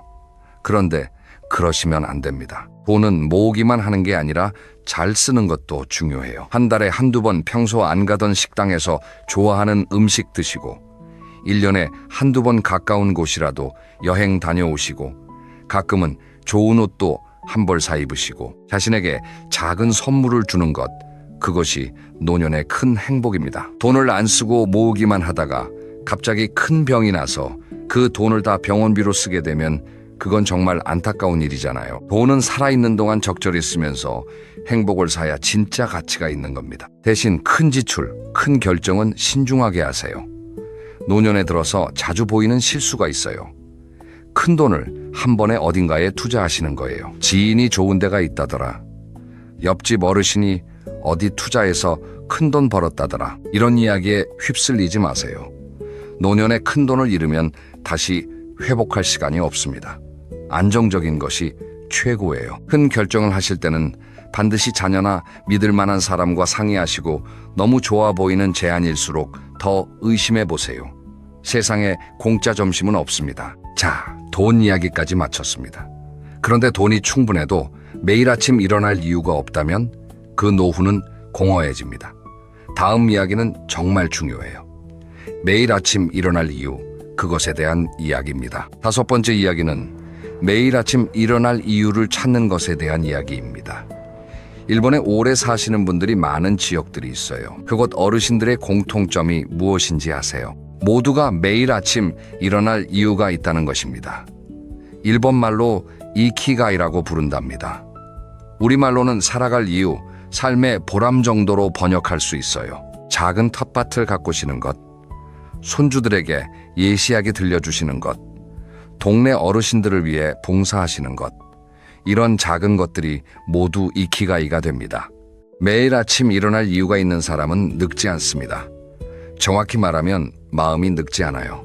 몸은 어쩔 수 없이 세월의 흐름을 따라가지만 마음은 일어날 이유가 있는 한 청춘으로 머물러 있을 수 있습니다. 반대로 일어날 이유가 없으면 사람은 빨리 늙어갑니다. 그래서 은퇴 후에 갑자기 늙어 보이는 분들이 많은 거예요. 평생 일이라는 일어날 이유가 있었는데 그게 사라지니까 갑자기 마음이 늙어버리는 거죠. 그렇다면 새로운 일어날 이유를 어떻게 찾을까요? 5가지 질문을 드리고 싶어요. 천천히 생각해 보세요. 첫째, 어린 시절에 정말 좋아했지만 지금은 잊고 사는 것이 있다면 무엇인가요? 그림 그리기, 노래 부르기, 글쓰기 운동 무엇이든 좋습니다. 둘째, 시간 가는 줄 모르고 빠져들 수 있는 활동은 무엇인가요? 셋째, 만약 돈과 시간이 충분히 있다면 무엇을 해보고 싶으신가요? 넷째, 다른 사람에게 도움을 줄 수 있는 일 중에 내가 잘할 수 있는 것은 무엇인가요? 다섯째, 죽기 전에 꼭 한번 해보고 싶은 일은 무엇인가요? 이 5가지 질문에 천천히 답해보시면 그 안에 새로운 일어날 이유가 숨어 있을 거예요. 그리고 무엇이든 새로 시작하기 좋은 나이는 바로 지금입니다. 60에 새로 시작하는 게 늦다고요? 그럼 70에는 더 늦겠죠. 70에 새로 시작하기 늦다면 80에는 더 늦겠고요. 늦었다고 생각하는 순간이 가장 빠른 순간입니다. 한 가지 사례를 들려드릴게요. 68배 처음으로 붓을 잡으신 할머니가 계셨대요. 평생 그림이라고는 그려본 적이 없으셨대요. 그런데 어느 날 동네 문화센터에 그림 수업이 있다는 걸 알게 되셨고 호기심에 한번 가보셨대요.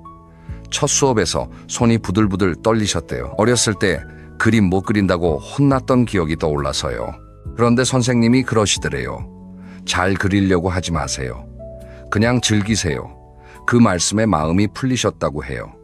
그리고 1년, 2년, 3년이 흘렀어요. 어느덧 7년이 지났을 때 그 할머니는 75이 되셨고 작은 전시회를 여시게 되었답니다. 그분이 그러시더래요. 인생에서 가장 잘한 일이 그날 문화센터 문을 열고 들어간 것이라고요. 여러분도 마음속에 미뤄둔 일이 있으실 거예요. 언젠가는 해봐야지 하고 미뤄둔 일. 그 언젠가가 오늘입니다. 오늘 시작하지 않으면 내일도 시작 안 합니다. 거창하게 시작할 필요 없어요.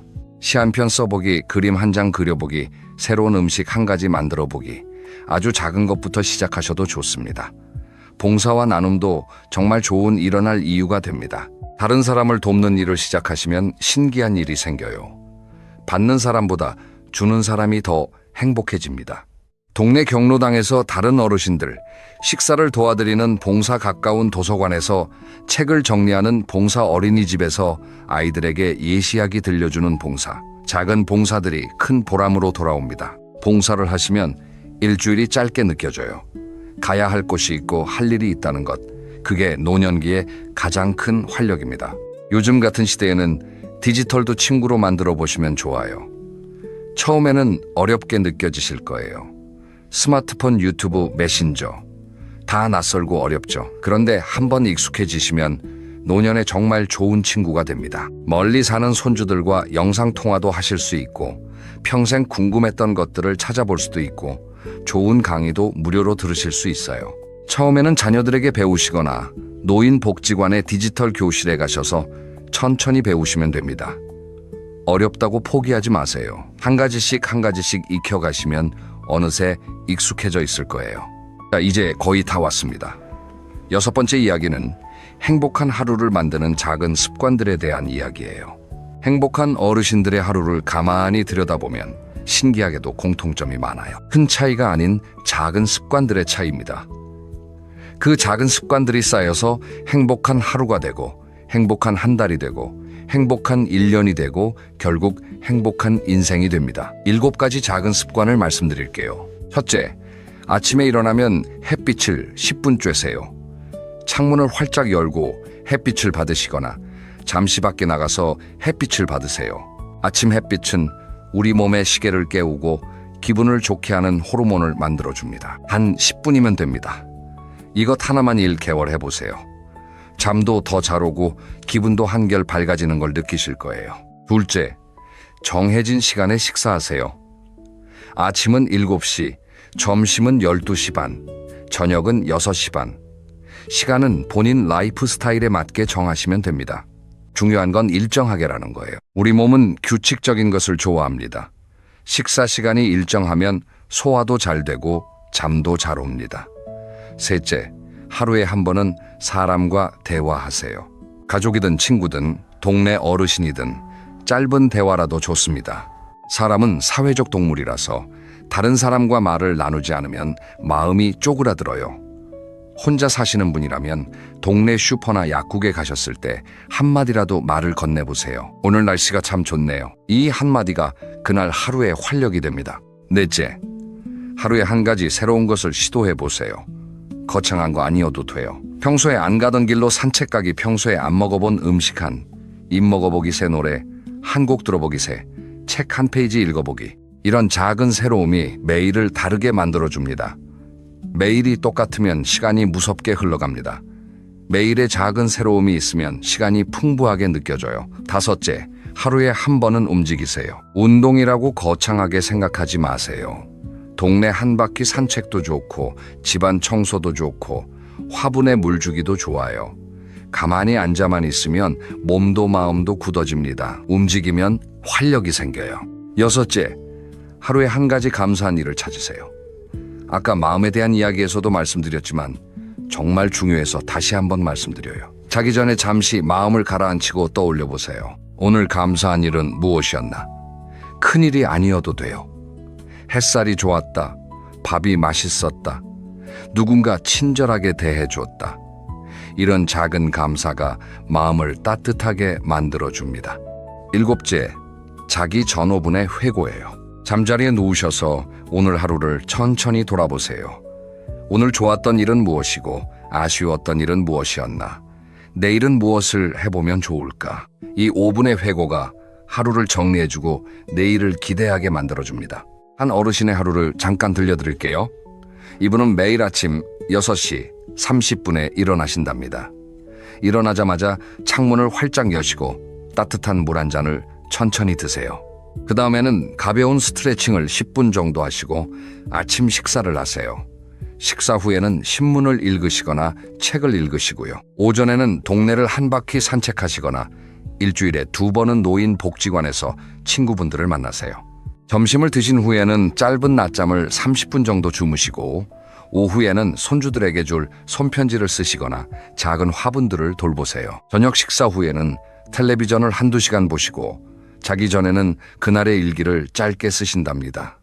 이렇게 일정하고 평범한 하루가 그분에게는 가장 큰 행복이라고 하세요. 큰 사건이 있어야 행복한 게 아니에요. 평범한 하루를 평범하게 잘 보내는 것, 그게 진짜 행복입니다. 자, 이제 오늘 이야기를 마무리할 시간이 다가왔습니다. 첫째, 마음의 정원을 가꾸세요. 비교하지 말고 후회하지 말고 감사를 찾아보세요. 둘째, 몸을 잘 돌보세요. 다리 근육, 잠, 식사. 이 3가지를 챙기시면 됩니다. 셋째, 사람과의 관계를 소중히 하세요. 친구는 깊이로 배우자는 따뜻함으로, 자식은 적당한 거리로. 넷째, 돈과 잘 친해지세요. 자신을 위해 적절히 쓰시고 큰 결정은 신중하게 하세요. 다섯째, 매일 아침 일어날 이유를 만드세요. 새로운 취미든 봉사든 작은 일이든 좋습니다. 여섯째, 행복한 하루를 만드는 작은 습관을 들이세요. 햇빛, 식사, 대화, 움직임, 감사. 이런 작은 것들이 모여 큰 행복이 됩니다. 그리고 가장 중요한 것 하나. 내일이 아니라 오늘, 큰 결심이 아니라 작은 행동입니다. 사람들이 변하지 못하는 이유가 무엇인지 아세요? 너무 큰 변화를 한 번에 하려고 하기 때문이에요. 내일부터 매일 운동 2시간 하고 식단 완전히 바꾸고 새 취미 시작하고 친구도 만들고 이렇게 하시면 3, 2를 못 갑니다. 그러니까 오늘 당장 할 수 있는 정말 작은 3가지만 말씀드릴게요. 첫째, 오늘 가족이나 친구 한 명에게 안부 전화 한 통 하세요. 길지 않아도 돼요. 잘 지내시냐? 보고 싶다 한마디면 됩니다. 둘째, 오늘 30분 산책하세요. 동네 한 바퀴라도 좋습니다. 셋째, 오늘 자기 전에 감사한 일 3가지를 떠올려 보세요. 이 3가지만 오늘부터 매일 하시면 1개월 후 분명히 무엇인가 달라져 있을 거예요. 거창한 것이 아니라 마음의 색깔이 달라져 있을 겁니다. 여러분, 노후는 인생의 끝이 아닙니다. 노후는 인생의 새로운 챕터예요. 어쩌면 평생 일하느라, 자식 키우느라, 가족 챙기느라 못했던 일들을 마음껏 할 수 있는 가장 자유로운 시간입니다. 이 시간을 어떻게 보낼지는 오롯이 여러분의 선택이에요. 누구도 대신 살아주지 않습니다. 오늘 이 영상을 보고 계신 여러분은 이미 더 좋은 노후를 만들고 싶다는 마음을 가지고 계신 분들입니다. 그 마음이 가장 소중해요. 그 마음만 있다면 오늘부터 무엇이든 시작하실 수 있습니다. 다음 영상에서는 한 가지 더 중요한 이야기를 준비했습니다. 노년기에 절대로 하지 말아야 할 5가지 습관에 대한 이야기예요. 우리가 무심코 하는 행동들 중에 노후를 무너뜨리는 결정적인 습관들이 있습니다. 그 5가지가 무엇인지 다음 시간에 자세히 풀어드리겠습니다. 놓치지 않으시려면 구독 버튼을 꼭 눌러주세요. 그리고 오늘 영상이 조금이라도 도움이 되셨다면 좋아요 한 번씩 눌러주시면 정말 큰 힘이 됩니다. 댓글로 여러분의 이야기를 들려주셔도 좋아요. 어떤 이야기든 환영합니다. 오늘도 귀한 시간 함께 해주셔서 정말 감사드립니다. 여러분의 남은 인생에 매일이 작은 행복으로 가득하시기를 진심으로 응원합니다. 그럼 다음 영상에서 또 뵙겠습니다. 평안한 하루 보내세요.